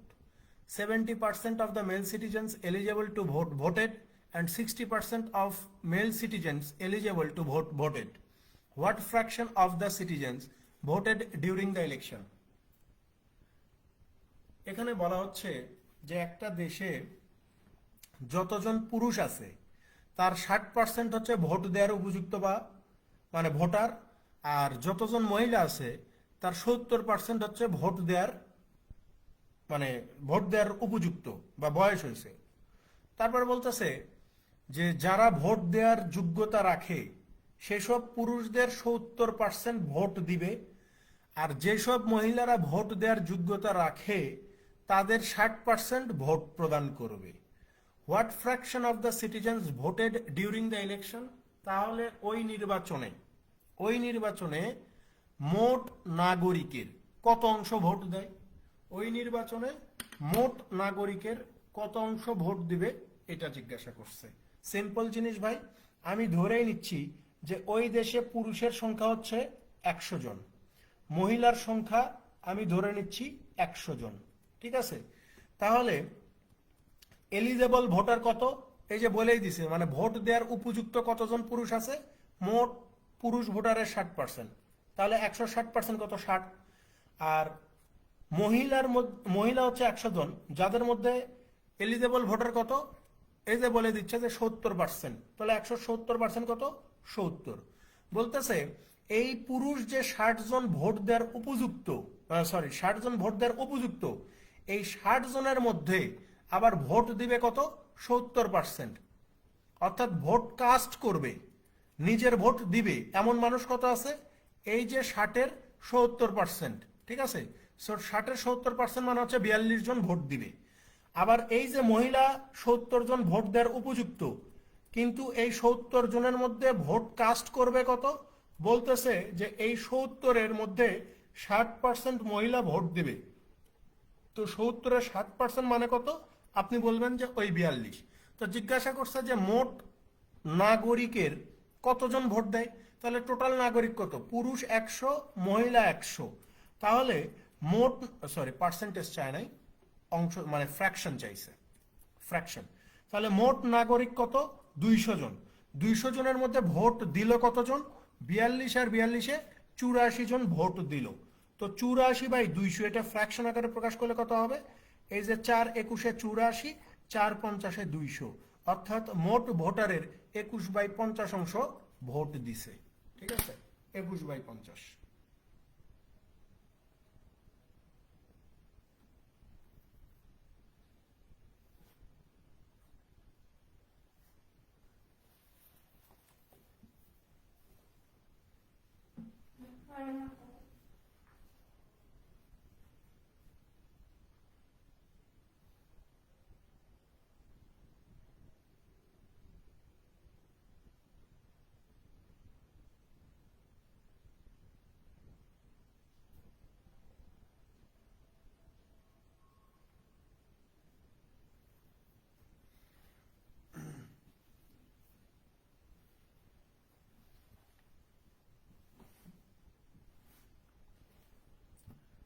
পরেরটাতে চলে যান। 11 নম্বর দেখেন, 11তে কি বলা হচ্ছে যে which one of the following numbers can be remove from the set S without changing the average of the elements of the set S. বলতেছে যে এখানে দেখেন বেশ কয়েকটা নাম্বার দেওয়া আছে না, 5টা নাম্বার দেওয়া আছে, কথা বুঝছেন। এখানে এখানে 5টা নাম্বার দেওয়া আছে, এই 5টা নাম্বারের গড় কত? এই 5টা নাম্বারের গড় কত? আপনি বলবেন 0 2 4 5 9, 1 2 3 4 5। তাহলে এই যে 5 দিয়ে ভাগ করে দিই, 4 2 6 5 11 9 20, তাহলে 20 ভাগ 5 ইজ ইকুয়াল টু 4। তার মানে এই 5টা সংখ্যার যে এভারেজ সেটা হচ্ছে 4। প্রশ্নে জিজ্ঞাসা করছে যে ভাই এই 5টা সংখ্যার মধ্যে থেকে একটা সংখ্যাকে আপনি বাদ দিবেন, একটা সংখ্যাকে আপনি বাদ দিবেন। কি বললাম? এই 5টা সংখ্যার মধ্যে থেকে একটা সংখ্যাকে আমি বাদ দিব, কিন্তু সত্য হচ্ছে যে বাদ দেওয়ার পরও আপনার এভারেজ 4 থাকতে হবে, বাদ দেওয়ার পরও আপনার এভারেজ 4 থাকতে হবে। তাহলে আপনি এই 5টা সংখ্যা থেকে কোন সংখ্যাটাকে বাদ দিবেন? এই 5টা সংখ্যা থেকে একটা সংখ্যাকে বাদ দিলে আমার এভারেজ আগের মতোই 4 থাকবে। তাহলে আমি কোন সংখ্যাকে বাদ দিব? আপনি বলবেন যে যদি আপনি 2কে বাদ দেন, শূন্যকে তো ধরেন শূন্যকে আপনি বাদ দিলেন, যেহেতু এখানে একটা অড শূন্য, তো আপনি শূন্যকে যদি বাদ দেন তাহলে 4টা সংখ্যা থেকে 2 4 6 5 11 9 20, তাহলে 4টা সংখ্যার সমষ্টি 20 হলে এভারেজ কত? 5। কিন্তু বলতেছে যে এভারেজ 4 হওয়া লাগবে, তার মানে শূন্য বাদ দিয়ে হচ্ছে না। যদি 2 বাদ দেন তাহলে বলবেন যে 18 থাকে, তো 4 দিয়ে যদি 18কে ভাগ করে দেন তাহলে আপনার গড় কত হয়ে যায়? 4.5। কিন্তু বলতেছে যে গড় 4 হওয়া লাগবে। আপনি যদি 4কে বাদ দেন তাহলে বলবেন যে 20 থেকে যদি 4কে বাদ দিই তাহলে 16 থাকে। তাহলে এই যে 4টা সংখ্যার সমষ্টি, অর্থাৎ 4কে যদি আমরা বাদ দিয়ে দেই তাহলে 4টা সংখ্যা থাকতেছে, একটা হচ্ছে 0, একটা হচ্ছে 2, একটা হচ্ছে 5, আর একটা হচ্ছে 9। তাহলে এখন এই 4টা সংখ্যার সমষ্টি কত হবে? আপনি বলবেন যে 16। 16কে এই 4 দিয়ে ভাগ করলে আমার এভারেজ কত থাকে? 4ই থাকে। তাহলে এই ক্ষেত্রেও আমার এভারেজ 4, এই ক্ষেত্রেও আমার এভারেজ 4। তাহলে এখানে কোন সংখ্যাটাকে আমি বাদ দিব? আপনি বলবেন যে ভাই 4কে বাদ দেন, কারণ 4কে বাদ দিলে উভয় ক্ষেত্রে আমার এভারেজ কত থাকতেছে? 4 থাকতেছে, 4 থাকতেছে। এটাই উত্তর হবে যে 4কে বাদ দেওয়া লাগবে, 4কে বাদ দিতে হবে।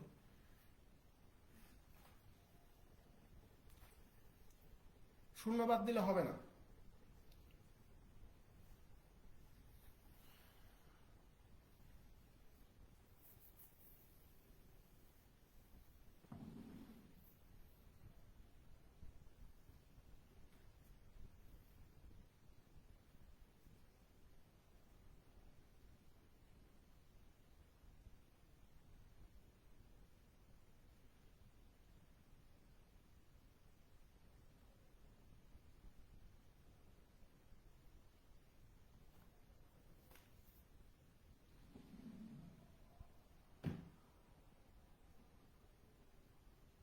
আসেন পরেরটাতে চলে যান, 12 নম্বর।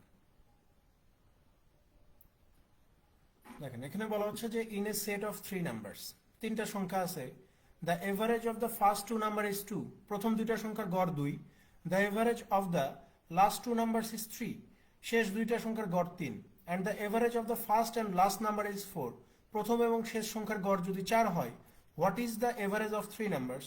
তাহলে এই 3টা সংখ্যার গড় কত হবে? আমি এখানে ধরে নিচ্ছি যে আমার প্রথম সংখ্যাটা হচ্ছে এ, ঠিক আছে, দ্বিতীয় সংখ্যাটাকে আমি বি ধরে নিচ্ছি, আর এই যে তৃতীয় সংখ্যা এটাকে আমি সি ধরে নিচ্ছি। তাহলে বলতেছে যে প্রথম 2টা সংখ্যার গড় যদি 2 হয় তাহলে সমষ্টি কত হবে? 2 2 4। দ্বিতীয় এবং তৃতীয় সংখ্যার গড় যদি 3 হয় তাহলে দ্বিতীয় এবং তৃতীয় সংখ্যার সমষ্টি কত? 3 2 6 হবে।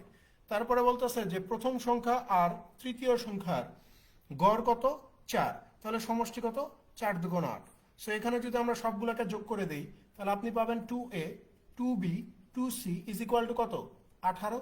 এখানে যদি আপনি 2কে কমন নেন তাহলে এই যে a plus B plus C is equal to যদি 18 হয় তাহলে এই যে a plus B plus C সমান সমান কত হবে? আপনি বলবেন যে 9 হবে। তাহলে 3টা সংখ্যার সমষ্টি যদি 9 হয়, আমাকে জিজ্ঞাসা করছে যে এই 3টা সংখ্যার এভারেজ কত, তাহলে 9কে জাস্ট 3 দিয়ে ভাগ করে দিলে আপনি উত্তর পেয়ে যাবেন যে 3টা সংখ্যার গড় আমার 3 হবে।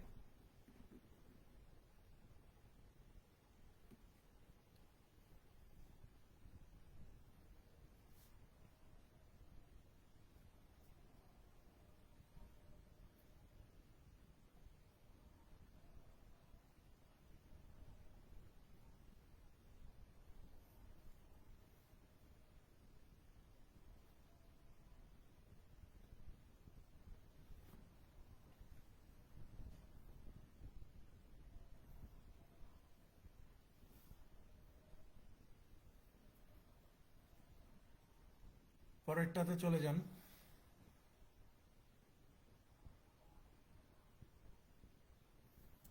দেখেন সেম ম্যাথ, একই পরীক্ষাতেই দুইটা সেম ম্যাথ দিছে, একটা শুধু এবিসি ছোট সংখ্যা আর একটা নাম দিয়ে বড় সংখ্যা দিয়ে দিছে।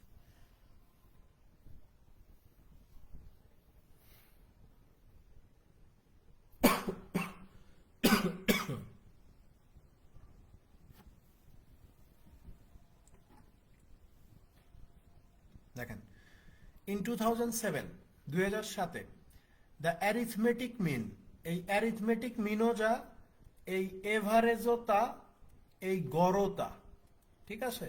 অ্যারিথমেটিক মিন মানেই এভারেজ, এভারেজ মানেই গড়। In 2007, the arithmetic mean of the annual incomes of Rohim and Korim was taka 3800. The arithmetic mean of the annual income of Korim and Ripon was 4800 হবে এখানে। এখানে একটু ইয়ে করে নিয়েন তো, এখানে রিপন ওয়াজ এই যে 4800 টাকা হবে, টাকা 4800, ঠিক আছে। যে করিম আর রিপন মিলে 4800 টাকা পাবে গড়ে, রিপন অ্যান্ড রহিম ওয়াজ টাকা 5800, রিপন আর রহিম মিলে 5800 টাকা পাবে। What is the arithmetic mean of the income of three? তাহলে এই তিনজনের গড় ইনকাম কত? সিম্পল জিনিস, খেয়াল করেন। প্রথমে হচ্ছে রহিম আর করিম, এই দুইজনের গড় ইনকাম কত দেয়া আছে? 3800, তাহলে টোটাল ইনকাম কত? 7600।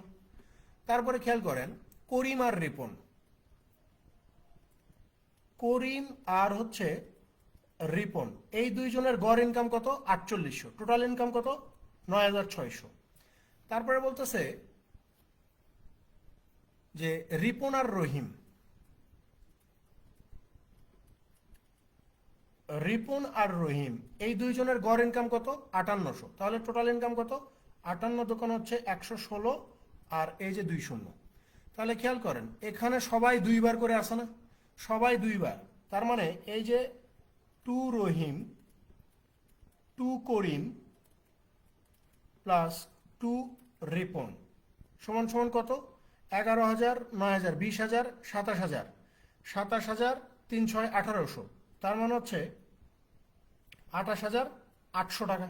তাহলে এখানে যদি দুই কমন নেই আমরা, তাহলে এই যে রহিম করিম এবং রিপন এই তিনজনের টোটাল কত আসে? আপনি বলবেন যে ভাইয়া 28800। তাহলে আমরা এই যে তিনজনের সমষ্টি কত বের করতে পারি? যে এই যে রহিম করিম আর হচ্ছে রিপন, এই তিনজনের কত?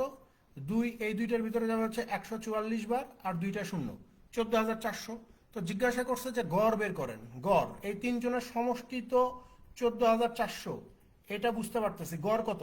আপনি বলবেন যে ভাই 3 48-এ 144 আর এই যে 20, অর্থাৎ 4800 টাকা হচ্ছে এই তিনজনের ইনকামের গড় বা আয়ের গড়। 4800।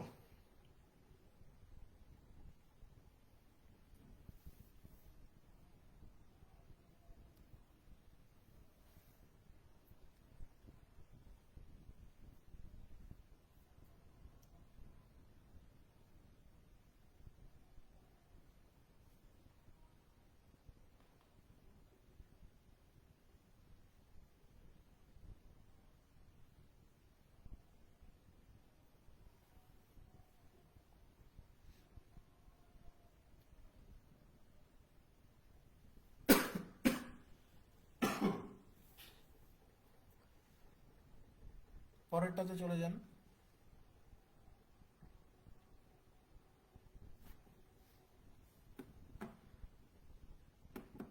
দেখেন 14 নম্বরে কি বলা হচ্ছে যে bank x page a simple interest of টাকা 80 অন প্রিন্সিপাল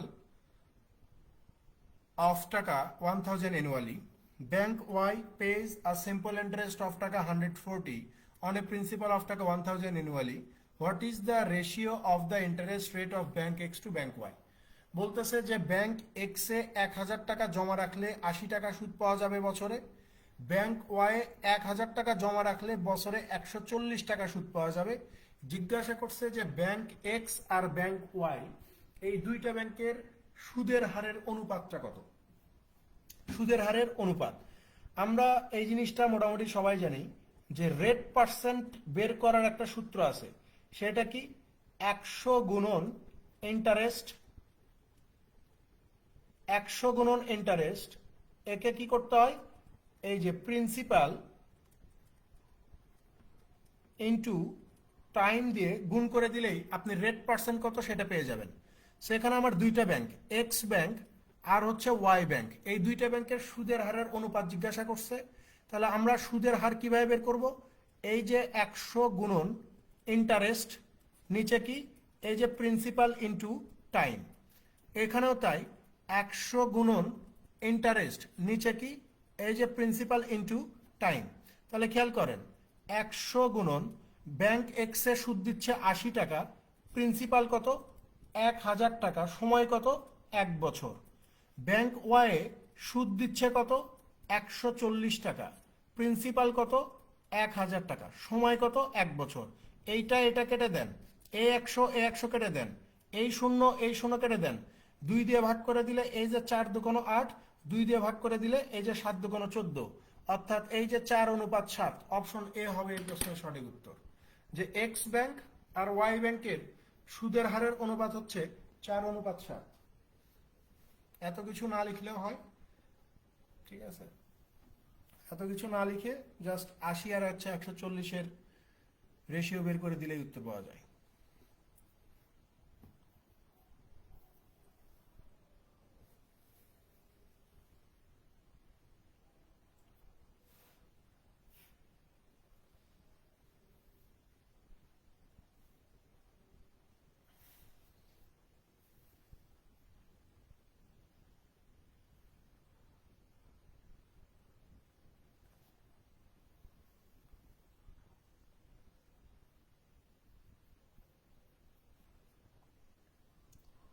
পরেরটাতে চলে যান।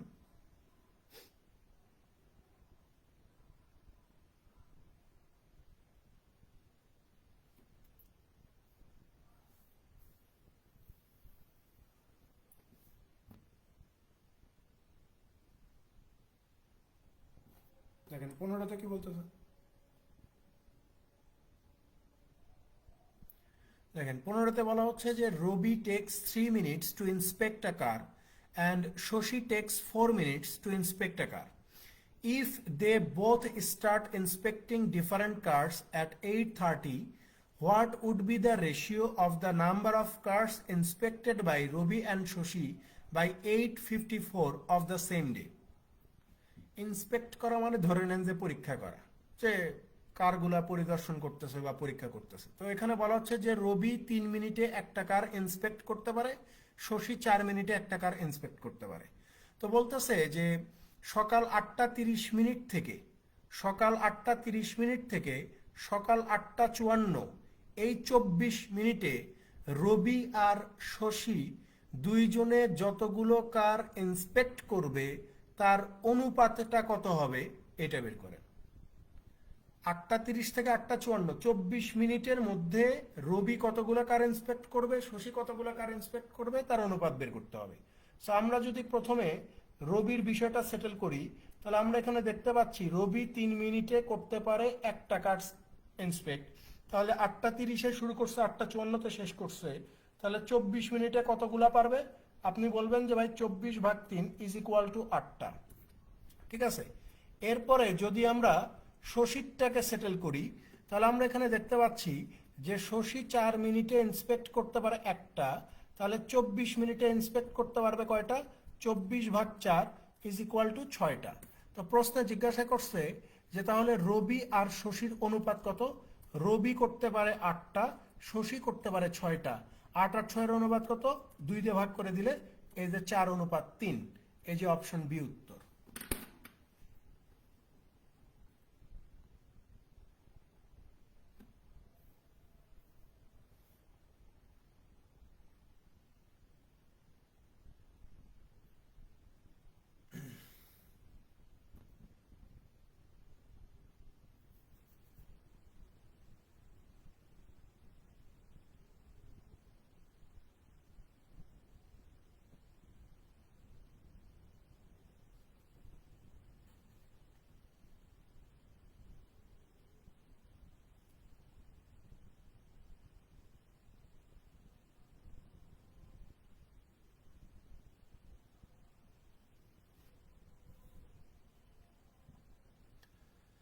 পরেরটাতে চলে যান।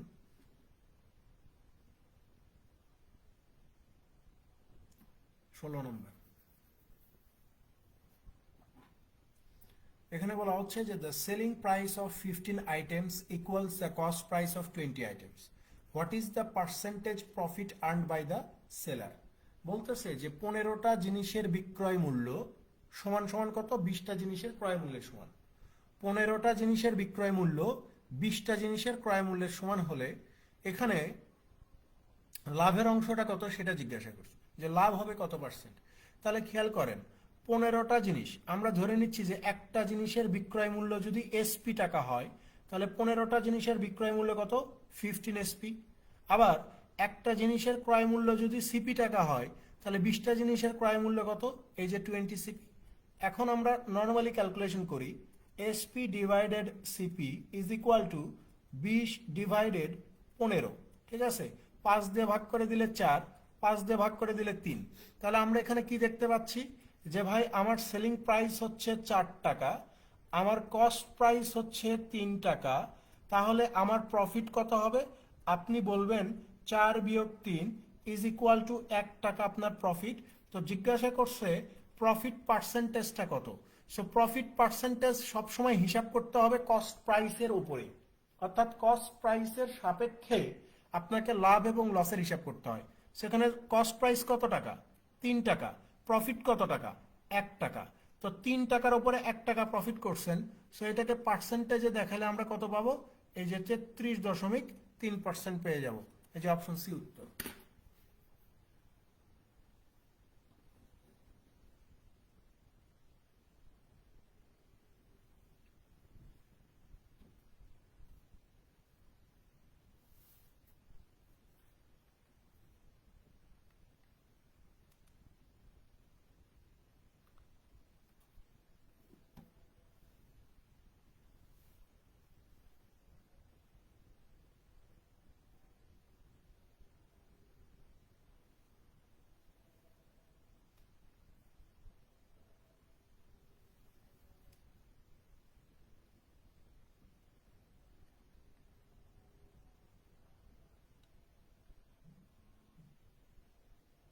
আসুন পরেরটাতে চলে যাই।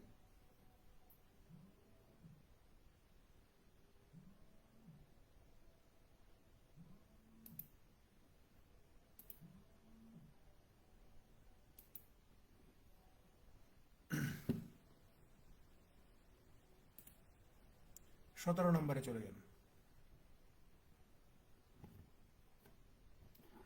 দেখেন 17তে কি বলতেছে, যে find the smallest number of oranges that can be distributed completely among 4, 6, 10 or 18 children হবে। এখানে চিলড্রেন বলতেছে যে সর্বনিম্ন কতগুলো অরেঞ্জ, সর্বনিম্ন কতগুলো অরেঞ্জ আপনি 4, 6, 10 এবং 18 জন শিশুর মধ্যে ভাগ করে দিতে পারবেন। সর্বনিম্ন কতগুলো অরেঞ্জ আপনি 4, 6, 10 এবং 18 জন শিশুর মধ্যে ভাগ করে দিতে পারবেন। মূল কথা, নিচের কোন সংখ্যাটাকে, নিচের সবচেয়ে ছোট কোন সংখ্যাটাকে আমরা 4, 6, 10 এবং 18 দিয়ে ভাগ করতে পারি, এটা জিজ্ঞাসা করছে। আপনি এই ধরনের অঙ্কে কিছুই করার দরকার নাই, জাস্ট যেই সংখ্যাগুলো দেয়া থাকবে, যেমন 4, 6, 10 এবং 18, এই 4টা সংখ্যার লসাগু করলেই আপনি উত্তর পেয়ে যাবেন। 2 দিয়ে ভাগ করলে 2, এখানে 3, এখানে 5, এখানে 9, আর একবার ভাগ যাবে 3 দিয়ে, 2, 1, 5, 3। তাহলে এই যে 3 5 15, 15 8 2 30, 30 আর কত, 30 গুণন 3 2 6 ইজ ইকুয়াল টু 180। তার মানে 180টা অরেঞ্জ আমরা এই 4, 6, 10 এবং 18 জন শিশুর মধ্যে ভাগ করে দিতে পারবো। এখানে সর্বনিম্ন অরেঞ্জের সংখ্যা হবে 180।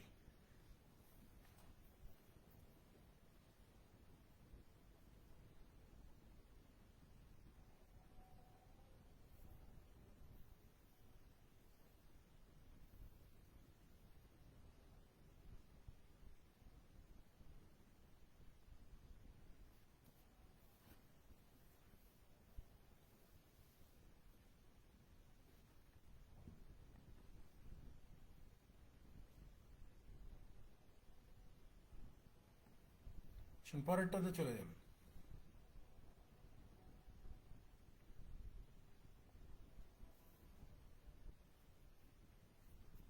দেখেন এখানে কি বলা হচ্ছে যে the total income of mister Shakib in the years of 2003, 4 and 5 was টাকা 36,400. His income increased by 20% each year. What was his income in 2005? বলা হচ্ছে যে সাকিব 2003, 2004 এবং 2005 এই তিনটা সাল মিলে এই সাকিবের টোটাল ইনকাম কত টাকা? এই যে 36,400 টাকা। তো জিজ্ঞাসা করছে যে সাকিবের বেতন প্রতি বছরে 20% করে বৃদ্ধি পাবে। সাকিবের বেতন প্রতি বছরে 20% করে বৃদ্ধি পাবে এবং আমাদেরকে জিজ্ঞাসা করা হয়েছে যে 2005 সালে তার ইনকাম কত টাকা ছিল। 2005 সালে তার ইনকাম কত টাকা ছিল এটা জিজ্ঞাসা করছে।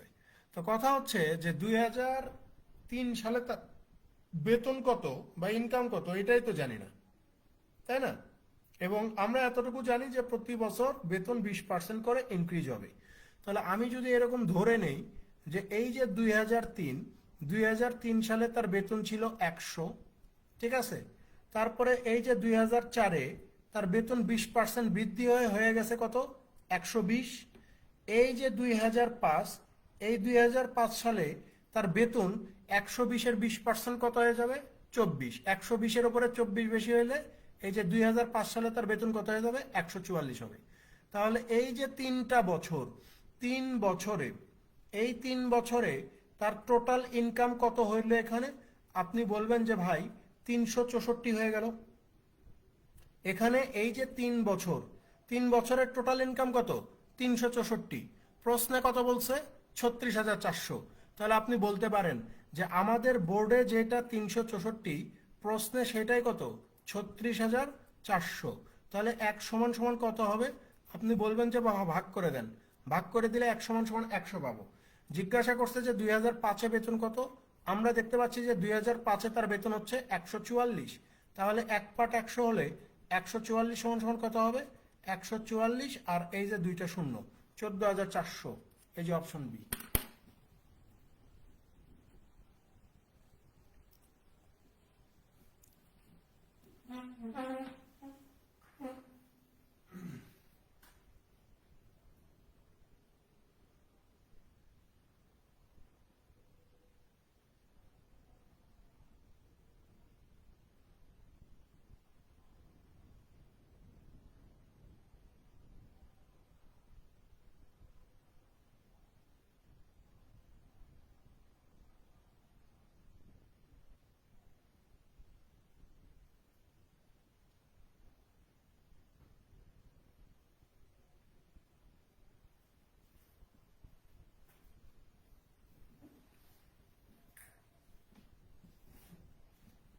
পরেরটাতে চলে যান।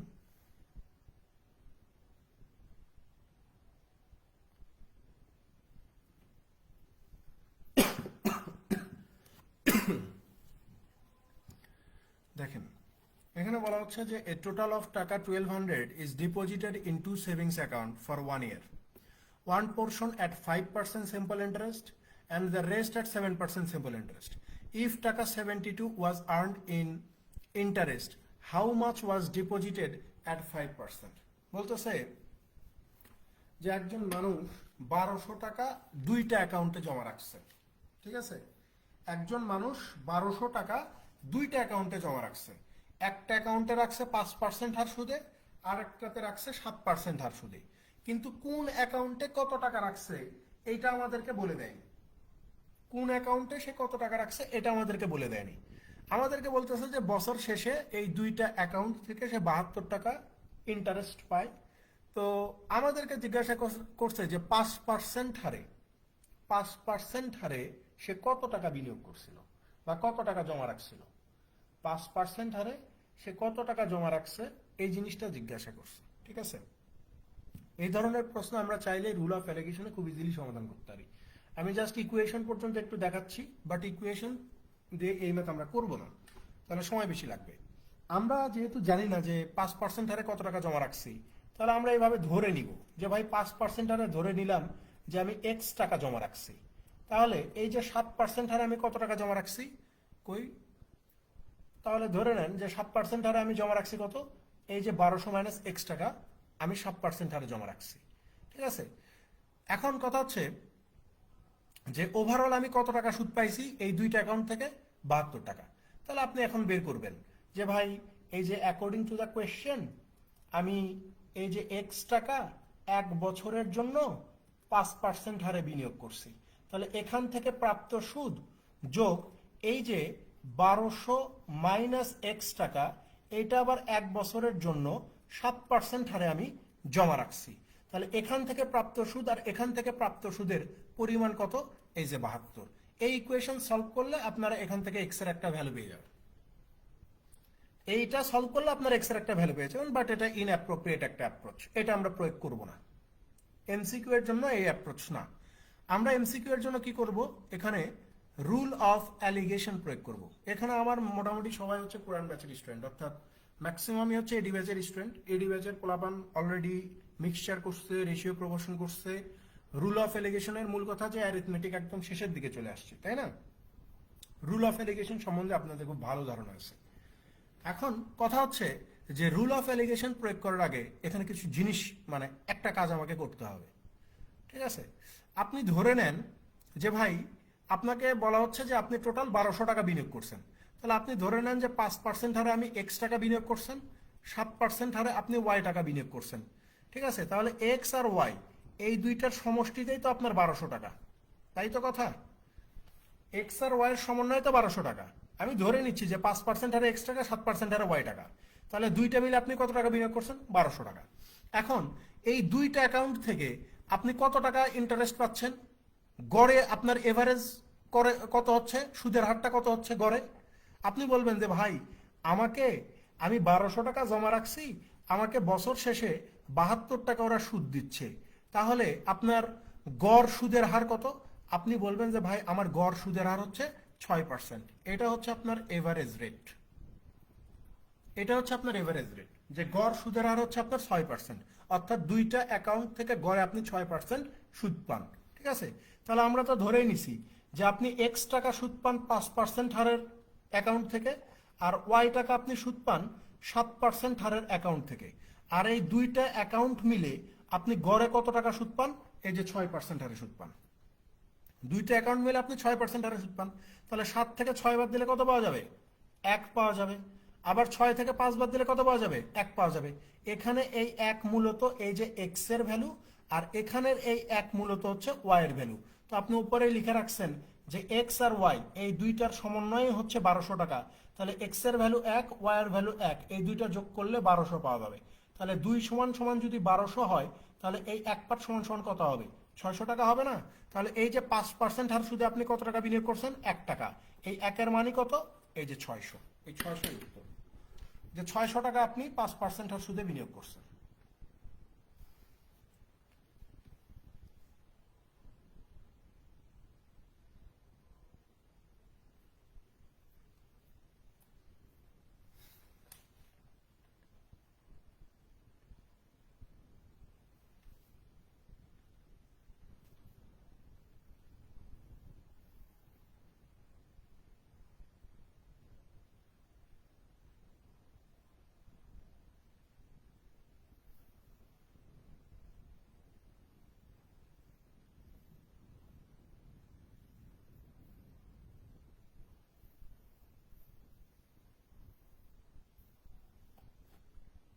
পরেরটাতে চলে যাই।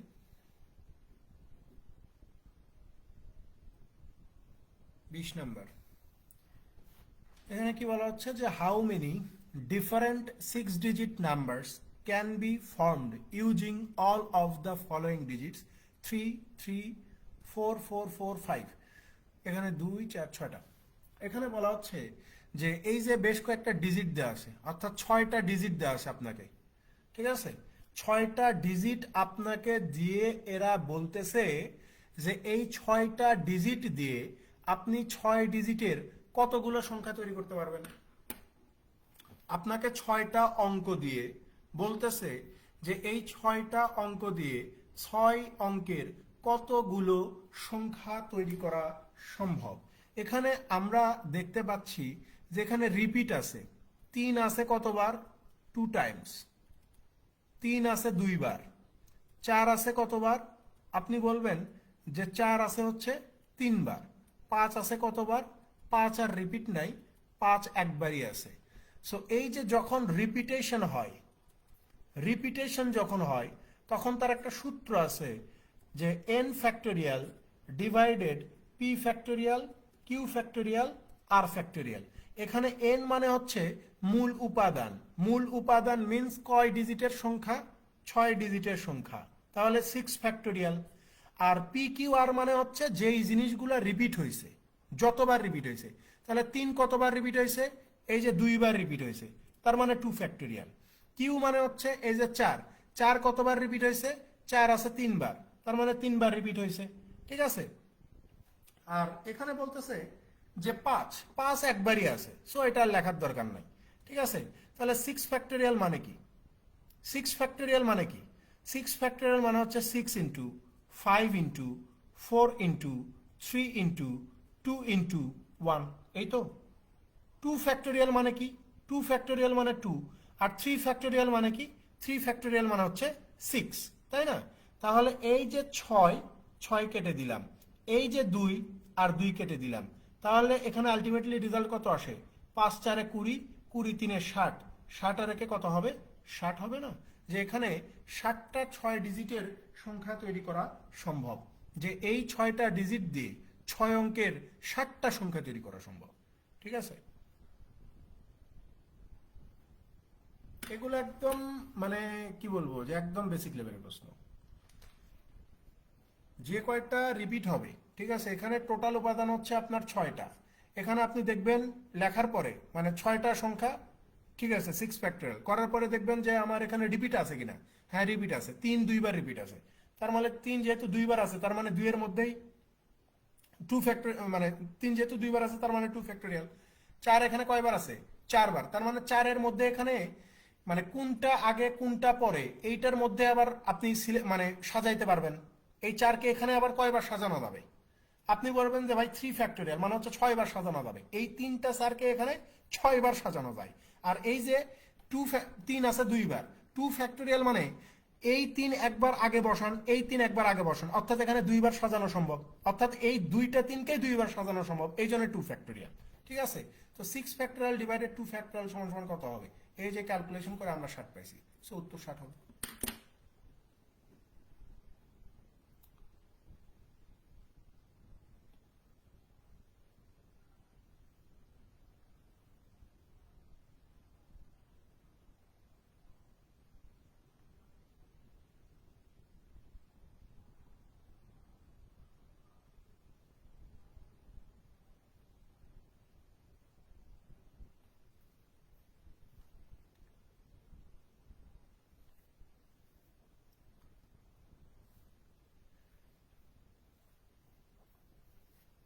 পরেরটাতে চলে যান,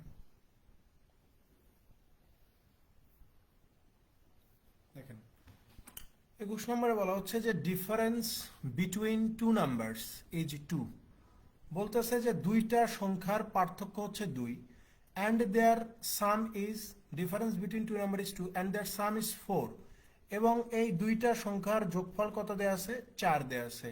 দেন what is the difference of their squares, তাহলে এই দুইটা সংখ্যার বর্গের পার্থক্যটা কত, দুইটা সংখ্যার বর্গের পার্থক্য কত, ইজি জিনিস না।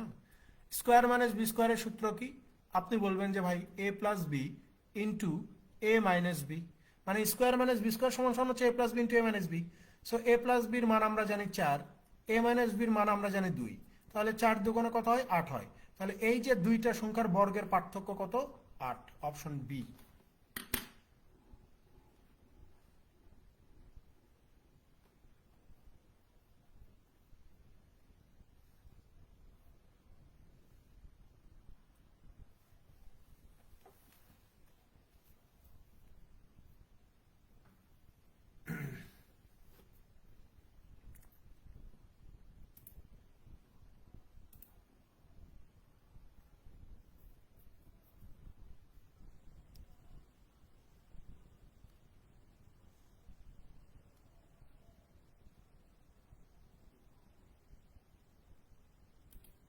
পরেরটাতে আসুন 22 নম্বর। দেখেন এখানে বলা হচ্ছে যে the sum of two numbers is 5, বলতেছে যে দুইটা সংখ্যার যোগফল 5 অ্যান্ড দেয়ার প্রোডাক্ট ইজ 4, এবং এই দুইটা সংখ্যার গুণফল হচ্ছে 4। Then what is the difference between the numbers? তাহলে এই দুইটা সংখ্যার পার্থক্য কত হবে এটা বের করতে বলছে। এই দুইটা সংখ্যার পার্থক্য কত? আমরা একটা সূত্র জানি ভাই, ঠিক আছে? আমরা একটা সূত্র জানি। সূত্রটা কি? আমরা বলতে পারি যে ভাই a minus B whole square equal to a plus B whole square minus 4 into a into B, তাই না? তাহলে এখানে a প্লাস বির মান আমাদের কত দেয়া আছে? এই যে 5 দেয়া আছে, 5 স্কোয়ার। 4 ইন্টু এ বির মান কত দেয়া আছে? এই যে 4 দেয়া আছে। তাহলে 5 স্কোয়ার মানে হচ্ছে 25 মাইনাস হচ্ছে 16। এগুলা কিসের মান? এই যে a minus B whole square, a minus B whole square. তাহলে 25 মাইনাস 16তে কত হয়ে যাবে? আপনি বলবেন যে 9 হয়ে যাবে। তো জিজ্ঞাসা করছে যে a মাইনাস বি সমান সমান কত? এই যে √9। তাহলে a মাইনাস বি সমান সমান কত? এই যে 3। উত্তর কোথায় আছে? অপশন সিতে আছে।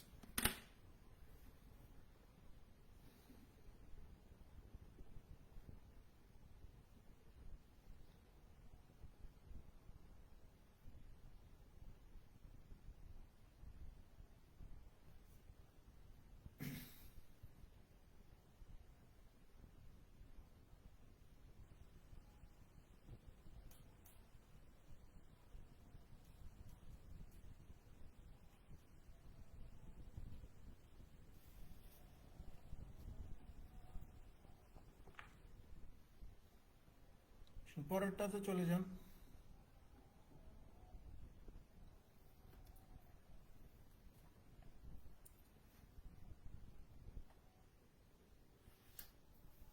দেখেন 23 নম্বরে কি বলা হচ্ছে যে at a party everyone shook hands with everybody else. There were 66 handshakes. How many people were there in the party? আমরা গত ক্লাসে, খুব সম্ভবত 7 নম্বর ক্লাসে, হ্যান্ডশেকের একটা অঙ্ক করে আসছিলাম। সেখানে আমাদেরকে জিজ্ঞাসা করছিল যে টোটাল হ্যান্ডশেকের সংখ্যা কত। আর এখানে কি জিজ্ঞাসা করছে যে টোটাল হ্যান্ডশেক হচ্ছে 66টা হলে ওই পার্টিতে কতজন মানুষ উপস্থিত ছিল। ঠিক আছে, উল্টা জিজ্ঞাসা করছে। এখন উল্টা জিজ্ঞাসা করলে একটু বিপদই হয়ে যায়, ঠিক আছে? এখন এইটা থেকে পরিত্রাণের আমার জানা মতে একটাই ওয়ে আছে, সেটা হচ্ছে আমাকে বের করতে হবে যে ওই পার্টিতে টোটাল লোক সংখ্যা কত। হ্যান্ডশেক তো 66টা হয়েছে, এটা তো দেওয়া আছে। তাহলে কতগুলা লোক 66টা হ্যান্ডশেক করছে এইটা বের করার জন্য আমরা যে কাজটা করব, এই যে টোটাল হ্যান্ডশেক 66, এইটার সাথে 2কে আমরা গুণ করে দিব, ঠিক আছে? অর্থাৎ টোটাল হ্যান্ডশেক যতগুলো হবে তার সাথে 2কে গুণ করে দিব। 2কে গুণ করে দিলে আমরা কত পাবো? 132 পাবো। এখন এমন দুইটা সংখ্যার গুণফল 132 হইতে হবে, অর্থাৎ এমন দুইটা সংখ্যার গুণফল 132 হওয়া লাগবে যে যেই দুইটা সংখ্যা হবে ঠিক পরপর পরপর দুইটা সংখ্যা হইতে হবে। যেমন আমি যদি আপনাকে বলি যে 30-এর গুণ, মানে এমন দুইটা সংখ্যা দিয়ে, মানে এমন দুইটা সংখ্যা গুণ করে আপনি 30 করেন যে দুইটা সংখ্যা কনজিকিউটিভ বা পরপর, আপনি তখন বলবেন যে ভাই 5 গুণন 6 30। বা আমি যদি আপনাকে বলি যে ভাই এমন দুইটা সংখ্যা দিয়ে আপনি 12 গুণফল মেলান যারা কনজিকিউটিভ, যা পরপর, তাহলে আপনি বলবেন যে ভাই 3 4 12। সো এখানেও তাই, যে এখানে এমন দুইটা কনজিকিউটিভ সংখ্যা হওয়া লাগবে যেই দুইটার গুণফল কত হবে? 132 হবে। সো 132 হচ্ছে একটা কমন সংখ্যা, যে আমরা সবাই জানি যে 11-র সাথে যদি আমরা 12কে গুণ করে দেই তাহলে 132 পেয়ে যাব। তাহলে এখানে সর্বমোট মানুষের সংখ্যা হবে ঠিক পরেরটা, অর্থাৎ এই যে 12টা মানুষ হবে। আপনি যদি পরীক্ষা করতে চান পরীক্ষা করতে পারেন যে ভাই এই যে 12 জন মানুষ, আমি ধরে নিচ্ছি মানুষ কয়টা? 12টা। তাহলে হ্যান্ডশেক করতে কয়জন লাগে? 2 জন লাগে। তার মানে 12c2। 12c2 মানে কি? এই যে 12 factorial divided 2 factorial into 12 minus 2 factorial. তাহলে খেয়াল করেন এখানে 2 ফ্যাক্টোরিয়াল ইনটু কত? 12 মাইনাস 10 মানে হচ্ছে 10 ফ্যাক্টোরিয়াল। তাহলে এই যে 12 ইনটু 11 গুণন এই যে 10 ফ্যাক্টোরিয়াল, 10 ফ্যাক্টোরিয়াল 10 ফ্যাক্টোরিয়াল কেটে যাবে। তাহলে এই যে 12 গুণন 11, টু ফ্যাক্টোরিয়াল মানে হচ্ছে টু, টু এই 12-র ভিতরে 6 বার, 6 কত হবে, এই যে দেখেন 66 মিলে গেছে, 66টা হ্যান্ডশেক। তার মানে এখানে মানুষের সংখ্যা কত হবে, আসলেই 12 হবে, যে 12 জন মানুষ মিলে 66টা হ্যান্ডশেক করছে। এখন যারা প্রশ্ন করতে পারেন যে 11 কেন নয়, 11 এই কারণে নয়, সেই জন্য আমি পরীক্ষা করলাম। আপনার যদি মনে সন্দেহ হয় যে 11 হইতে পারে, আপনি যে এরকম করবেন যে আসলে আমার 66 মিলে কিনা, তাহলে এখানে 11 ফ্যাক্টোরিয়াল 2 ফ্যাক্টোরিয়াল ইন্টু 9 ফ্যাক্টোরিয়াল, তাহলে 11 ইন্টু 10 ইন্টু 9 ফ্যাক্টোরিয়াল ডিভাইডেড কত, এই যে 2 ইন্টু 9 ফ্যাক্টোরিয়াল, 9 ফ্যাক্টোরিয়াল 9 ফ্যাক্টোরিয়াল কেটে যাবে, 2 10-এর ভিতরে 5 বার, 5 11 কত, এই যে 55 আসে। অর্থাৎ আপনি যদি চিন্তা করেন যে 11 কেন নয়, 11 জন ধরলে এখানে আপনার হ্যান্ডশেক আসতেছে 55টা, তার মানে ধরতে হবে কয়টা, 12টা, যে 12টা ধরলে হ্যান্ডশেকের সংখ্যা 66, প্রশ্ন বলছে হ্যান্ডশেকের সংখ্যা 66, তার মানে অপশন ডি উত্তর হবে, যেখানে টোটাল হ্যান্ডশেক হবে 66টা আর মোট মানুষ হচ্ছে 12 জন।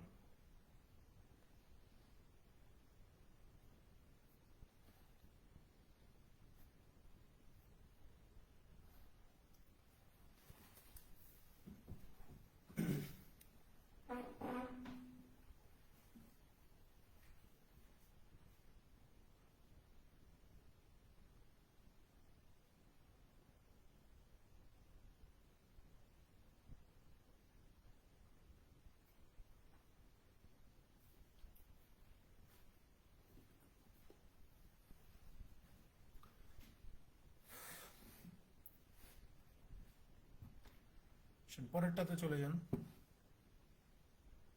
24 নম্বর।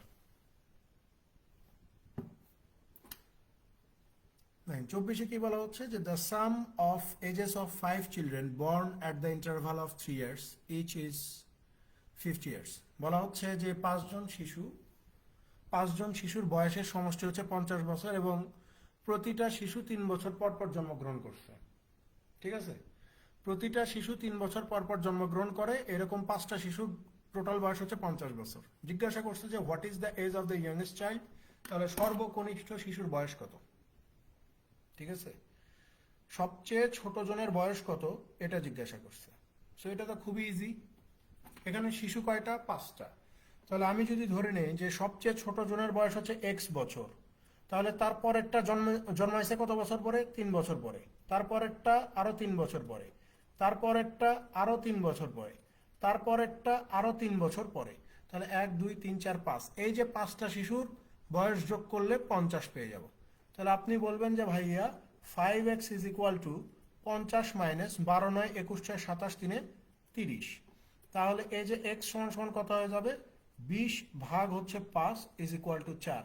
তাহলে সবচেয়ে ছোট জনের বয়স ধরছিলাম x, এই x এর ভ্যালু কত, 4, 20 দ্য রাইট আনসার।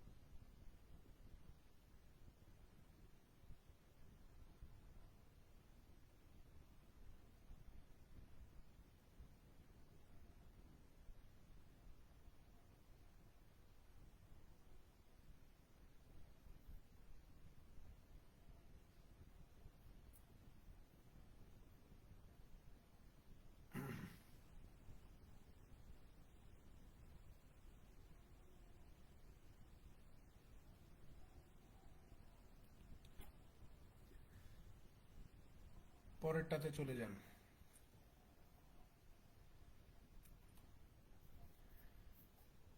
দেখেন এটাই গতকাল না, গতকাল কি তার আগের দিন কোন একটা ব্যাচে পড়াইলাম এটা, যে the difference between a two-digit number and the number obtained by interchanging the positions of its digits is 36.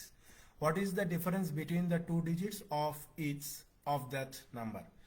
বলতেছে যে 2 ডিজিটের একটা সংখ্যা যখন তার ডিজিটগুলোর জায়গা পরিবর্তন করবে, তখন মূল সংখ্যা আর পরিবর্তিত সংখ্যার পার্থক্য হবে কত, 36। তো জিজ্ঞাসা করছে যে ওই সংখ্যার দুইটা ডিজিটের পার্থক্য কত, এটা বের করেন। সো আমরা ধরে নিচ্ছি, আমরা যদি ধরে নেই যে 10th ডিজিট, যে একটা সংখ্যার দশক স্থানীয় অঙ্ক যদি এক্স হয়, তাহলে আমরা ধরে নিই যে আমার ইউনিট ডিজিটটা কত হবে, আমি ধরে নিচ্ছি ওয়াই হবে। তাহলে আপনার অরিজিনাল নাম্বার মূল সংখ্যাটা কত, আপনি বলবেন যে ভাইয়া 10x প্লাস ওয়াই হয়ে যাবে। ঠিক আছে, এখন ডিজিটগুলা যদি তাদের জায়গা পরিবর্তন করে, অর্থাৎ এই যে 10th ডিজিটটা যদি ওয়াই হয়ে যায়, আর এই যে ইউনিট ডিজিট এইটা যদি আপনার এক্স হয়ে যায়, তাহলে নতুন সংখ্যাটা কত হবে, আপনি বলবেন যে নতুন সংখ্যাটা হয়ে যাবে 10y প্লাস এক্স।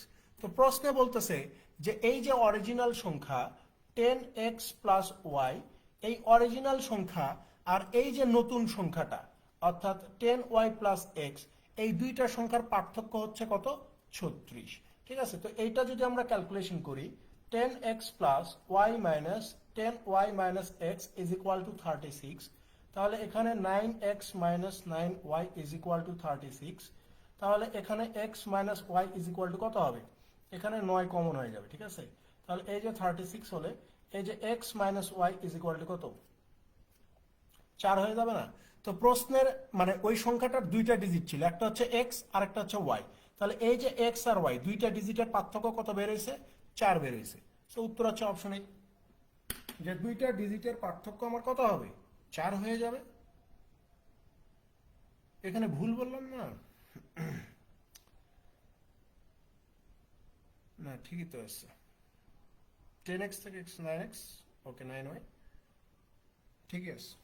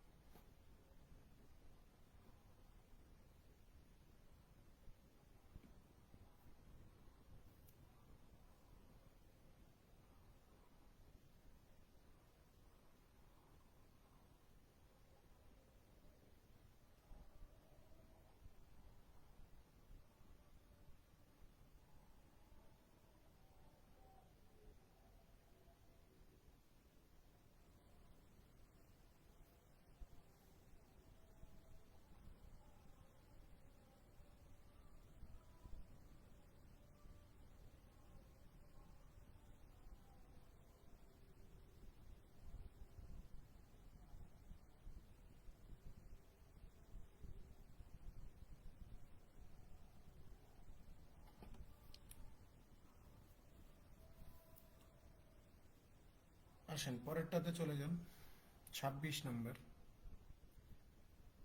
বলেন তো এটার উত্তর কত হবে, বলেন। এটা আপনারাই বলেন, এখানে করানোর কিছু নাই, বলেন কোনটা উত্তর হবে, মানে সবচেয়ে অদ্ভুত অড এখানে কোনটা, বলেন। 26 নম্বর, এখানে অড কোনটা?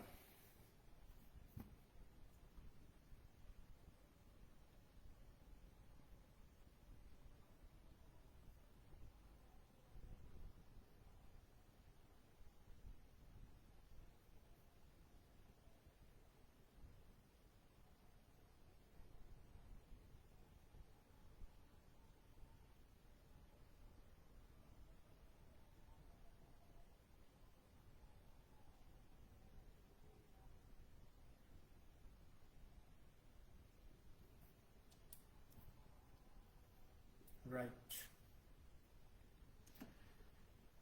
যে 111 বলছেন দুইজন, আপনাদের উত্তর সঠিক।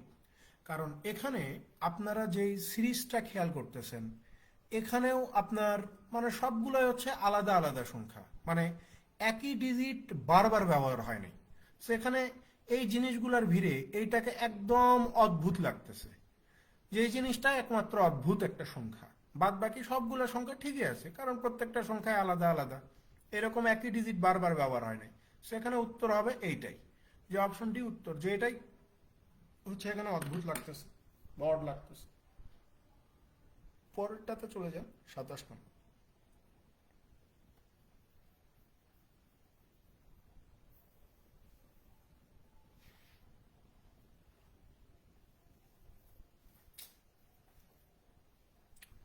দেখেন 27 কি বলা হচ্ছে যে 1/3 the sum of 13 and a certain number is the same as one more than twice the number, find out the number। বলতেছে যে একটা সংখ্যা এবং 13 এই দুইটার যোগফলের 1/3। তাহলে সংখ্যাটা কত আমি জানি না, ধরে নিচ্ছি যে সংখ্যাটা এই এর সাথে যদি আমি 13কে যোগ করে দেই, এই যোগফলের 1/3 সমান সমান কত হবে? The same as one more than twice the number. বলতেছে যে এই যে যেই সংখ্যাটা ধরছি এই সংখ্যার দ্বিগুণের চেয়েও 1 বেশি হবে। তাহলে একটা সংখ্যা ধরলাম এইটার সাথে যদি আমি 13কে যোগ করি তাহলে এই যোগফলের 1/3 হবে এই সংখ্যার দ্বিগুণের চেয়েও কত বেশি? 1 বেশি। এখন এটা সলভ করতে হবে। দেখেন এখানে যদি আমরা লিখি যে এটা a প্লাস 13, 3 দিয়ে গুণ করে দিলে 3 দুগুণ 6a প্লাস 3 1 কত? 3। 6a থেকে a বাদ দিলে এই যে 5a, 13 থেকে 3 বাদ দিলে এই যে 10। তাহলে a সমান সমান কত? 2। তো জিজ্ঞাসা করছে নাম্বারটা বের করেন, সো নাম্বারটা অলরেডি আমরা বের করে ফেলছি, যে নাম্বার হচ্ছে আমার 2।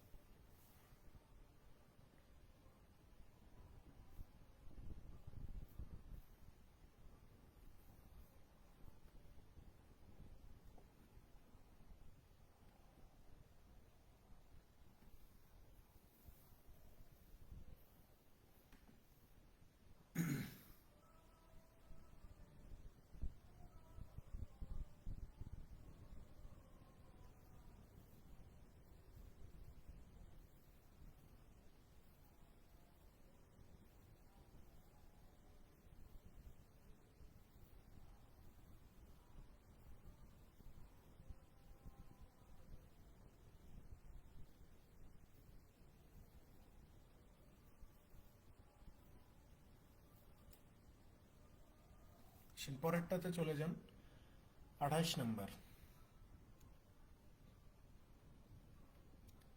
দেখেন এইটা এই ম্যাথটা অনেক জায়গায় আসছে, এটা সহজ একটা ম্যাথ, বুঝতে পারছেন? এখানে বলা হচ্ছে যে after replacing an old member by a new member it was found that the average age of the members of a club is the same as it was 3 years ago. What is the difference between the ages of the old and the new member? বলতেছে যে একজন পুরাতন সদস্যকে বা একজন বয়স্ক মানুষকে যদি আপনি একজন নতুন মানুষ দ্বারা রিপ্লেস করেন তাহলে দেখা যাচ্ছে কি, বলতেছে যে ওই ক্লাবের গড় বয়স 3 বছর আগে যা ছিল বর্তমানেও তা। নর্মাল সেন্সে চিন্তা করেন যে একটা ক্লাব থেকে একটা বয়স্ক মানুষ রিটায়ার্ড করলো, তার পরিবর্তে নতুন একটা ছেলে সেখানে ঢুকলো। তো বলতেছে যে এই কাহিনী হওয়ার পরে বলা হচ্ছে যে 3 বছর আগে ওই ক্লাবের সদস্যদের গড় বয়স যা ছিল এখনো গড় বয়স তাই আছে। তো বলতেছে যে তাহলে ওই বয়স্ক মানুষটা আর ওই নতুন ছেলেটার বয়সের পার্থক্য কত? বয়সের পার্থক্য কত? আমি ছোট্ট একটা উদাহরণ দিই আমি আপনাকে, মানে উদাহরণও দেওয়ার দরকার নেই, আপনি এইভাবে চিন্তা করেন যে ভাই একজন মানুষ চলে গেল আর একজন মানুষ ঢুকলো, তো যেই মানুষটা চলে গেল আর আরেকজন মানুষ ঢুকছে, তো স্বাভাবিকভাবেই যেই মানুষটা রিটায়ার্ড করলো চলে গেল তার বয়স যিনি নতুন ঢুকছে তার চেয়ে বেশি হবে, তার চেয়ে বেশি হবে। তো এই একটা কারণেই আপনার এই গড় বয়সটা 3 বছর আগেও যা এখনো তাই দেখা যাচ্ছে, কারণ যিনি ঢুকছেন এনার বয়স একবারেই কম। তো হিসাব মতো আমরা যেটা বুঝি যে ভাই ধরে নিচ্ছি যে 3 বছর আগে, ধরে নেন যে 3 বছর আগে গড় বয়স ছিল, বর্তমানেও গড় বয়স কত? বর্তমানেও গড় বয়স কত? এই আছে। তো হিসাব মতে কি হওয়ার কথা? হিসাব মতে এটা হওয়ার কথা না যে ভাই 5 জন মানুষের গড় বয়স যদি হয় তাহলে 3 বছর আগে 5 জন মানুষের গড় বয়স হইলে পাঁচজন মানুষের সমষ্টি কত ছিল? বয়সের সমষ্টি 5-এ। তো যেহেতু 3 বছর করে বেড়ে গেছে, 3 বছর করে কি হয়েছে? বেড়ে গেছে। যেহেতু আমি কি করতেছি, 3 বছর আগে থেকে বর্তমানে আসতেছি, অর্থাৎ আমার এই অতীত থেকে বর্তমানে আসতে গেলে 3 বছর সামনে আসতে হচ্ছে। তা আপনি খেয়াল করেন, এখানে 5জন মানুষের প্রত্যেকেই কিন্তু তিন তিন তিন করে সামনে চলে আসবে। তাহলে এখানে বর্তমানে তার বয়স হওয়ার কথা, মানে কত হওয়ার কথা ছিল? এখানে বর্তমানে তার বয়স কত হওয়ার কথা ছিল? আপনি বলবেন যে ভাই 5a+15 হওয়ার কথা ছিল।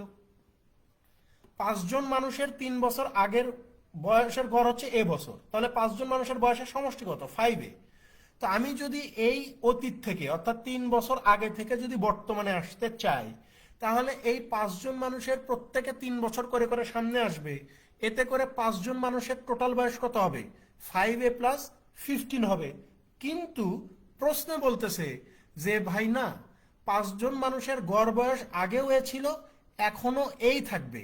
তাহলে এখনো যদি এই থাকে, তাহলে 5জন মানুষের বর্তমানে বয়সের সমষ্টি কত? 5a আছে আগের মতো। আগেও যেরকম 5a ছিল, এখনো ঠিক সেম একই রকম 5a আছে। কিন্তু হিসাব মতে তো এই যে 15 বছর বেশি হওয়ার কথা, কিন্তু 15 বছর বেশি হচ্ছে না। কেন হচ্ছে না? কারণ হচ্ছে যিনি চলে গেছেন, এই যে ওল্ড মেম্বার যিনি চলে গেছেন আর যিনি নতুন ঢুকছেন, এই দুইজনের বয়সের পার্থক্য হচ্ছে 15। অর্থাৎ ধরে নেন যে 60 বছর বয়সী একজন চলে গেছে, 45 বছর বয়সী একজন ঢুকছে। তাহলে কি কখনো এখানে বয়সটা বাড়বে? অবশ্যই বাড়বে না। কারণ যিনি চলে গেছেন, যিনি বয়স্ক মানুষ, তিনি এই নতুন নিয়োগপ্রাপ্ত মানুষের চেয়ে 15 বছরের বড় ছিলেন। 15 বছরের বড় ছিলেন। সো এই নতুন মানুষটা যখন ঢুকছে, 3 বছর পরে এসেও এই ক্লাবের সদস্যদের বয়সের কোনো পরিবর্তন আসলেই হয়নি, একই আছে। কারণ যিনি ঢুকছেন তিনি যিনি চলে গেছেন তার চেয়ে 15 বছরের ছোট। এই জন্যই এখানে 15 বছর বেশি হওয়ার কথা বয়স, কিন্তু 15 বছর বেশি হচ্ছে না। আগেও যা এখনো তা। তার মানে যিনি চলে গেছেন তার চেয়ে যিনি ঢুকছেন তার বয়স কত হবে? 15 বছর কম হবে। অর্থাৎ পুরাতন আর হচ্ছে নতুন, এই দুইজনের বয়সের পার্থক্য কত? এই যে 15 বছর। বোঝা গেছে? 15 বছর হবে এই প্রশ্নের সঠিক উত্তর। অনেক জায়গাতেই আসছে এই প্রশ্নটা।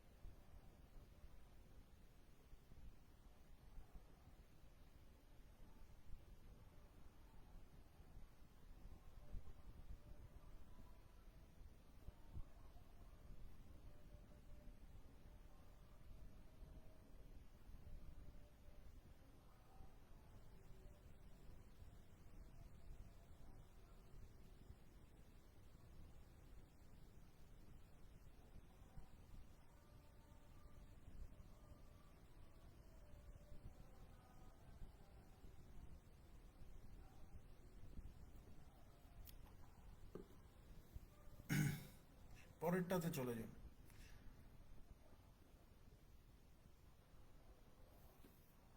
দেখেন এখানে কি বলা হচ্ছে যে in an election A candidate who a candidate who gets 84% of the vote is elected by a majority of 476 votes.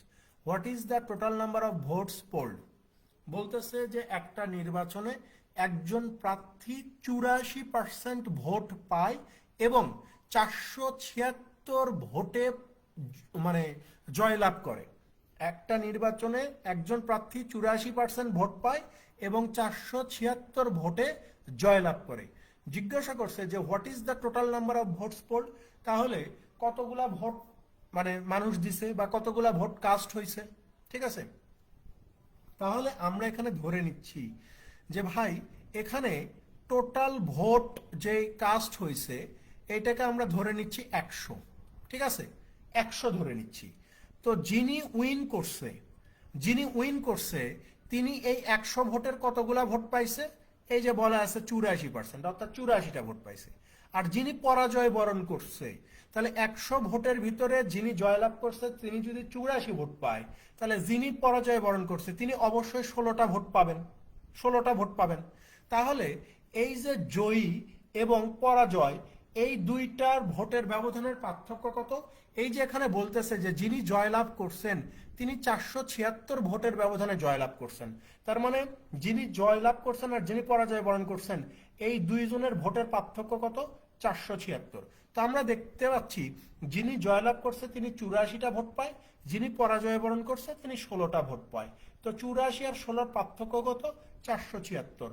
তাহলে এখানে 68 সমান সমান যদি 476 হয়, তাহলে 1 সমান সমান কত হবে? 7 হবে। জিজ্ঞাসা করছে মোট ভোট কয়টা কাস্ট হয়েছে? 100টা। তাহলে 100 সমান সমান কত? 7 100 700। এই যে অপশন ডি উত্তর। যে টোটাল ভোট কাস্ট হয়েছে 700টা।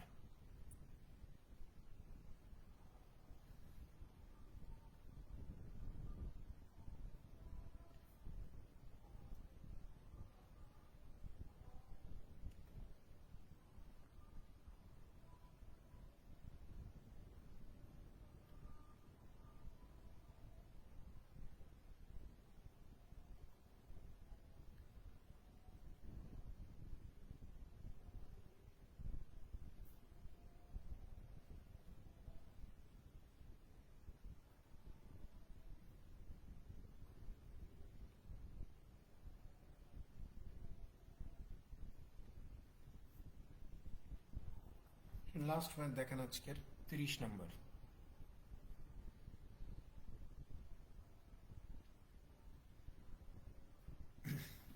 দেখেন এখানে কি বলা হচ্ছে যে a man ate 100 bananas in 5 days. বলতেছে যে একজন মানুষ 5 দিনে 100টা কলা খায়। Each day eating 6 more than the previous day. বলতেছে যে প্রত্যেক দিন সে আগের দিনের চেয়ে 6টা কলা বেশি খাবে। How many bananas did he it on the first day. তাহলে প্রথম দিনে সে কয়টা কলা খেয়েছিল?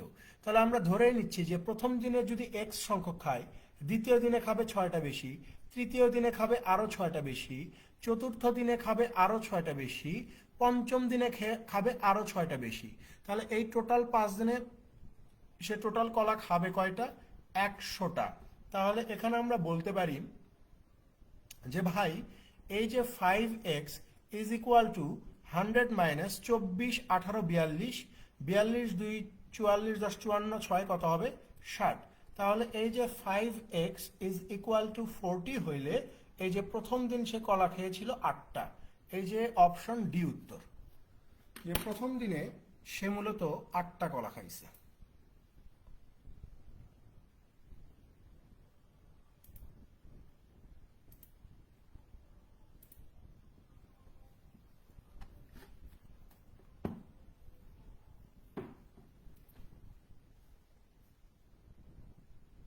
আপনাদের আমার কাছে 2টা ক্লাস পাওনা আছে, মানে গত বৃহস্পতিবারের একটা ক্লাস আর আজকের গতকালের একটা ক্লাস, তাই না?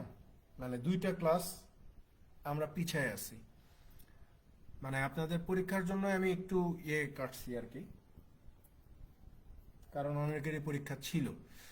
সো আমাদের আজকের ক্লাসটাই শুধুমাত্র রাতে, ঠিক আছে? তাছাড়া অন্যান্য ক্লাস শিডিউল অনুযায়ী রবিবার সোমবার বৃহস্পতিবার শুক্রবার ঠিক সকাল 9টা থেকেই অনুষ্ঠিত হবে, ঠিক আছে? রাতের বেলা কোনো ক্লাস হবে না এই ব্যাচের। আর যে 2টা ক্লাস আপনারা পাও না আছেন, অর্থাৎ আমরা শিডিউল যেটা ব্রেক করে ফেলছি, সেটা আমরা চেষ্টা করব যেদিন যেদিন নিব সেটা রাতে হোক বা সকালে হোক আমি তার আগে বলে দিব, ঠিক আছে? কারণ আমার টার্গেটটা হচ্ছে ব্যাচটা যদি সার্কুলারের আগে শেষ করে দিতে পারি, তাহলে আপনারা অনেকের চেয়ে আগায় থাকবেন।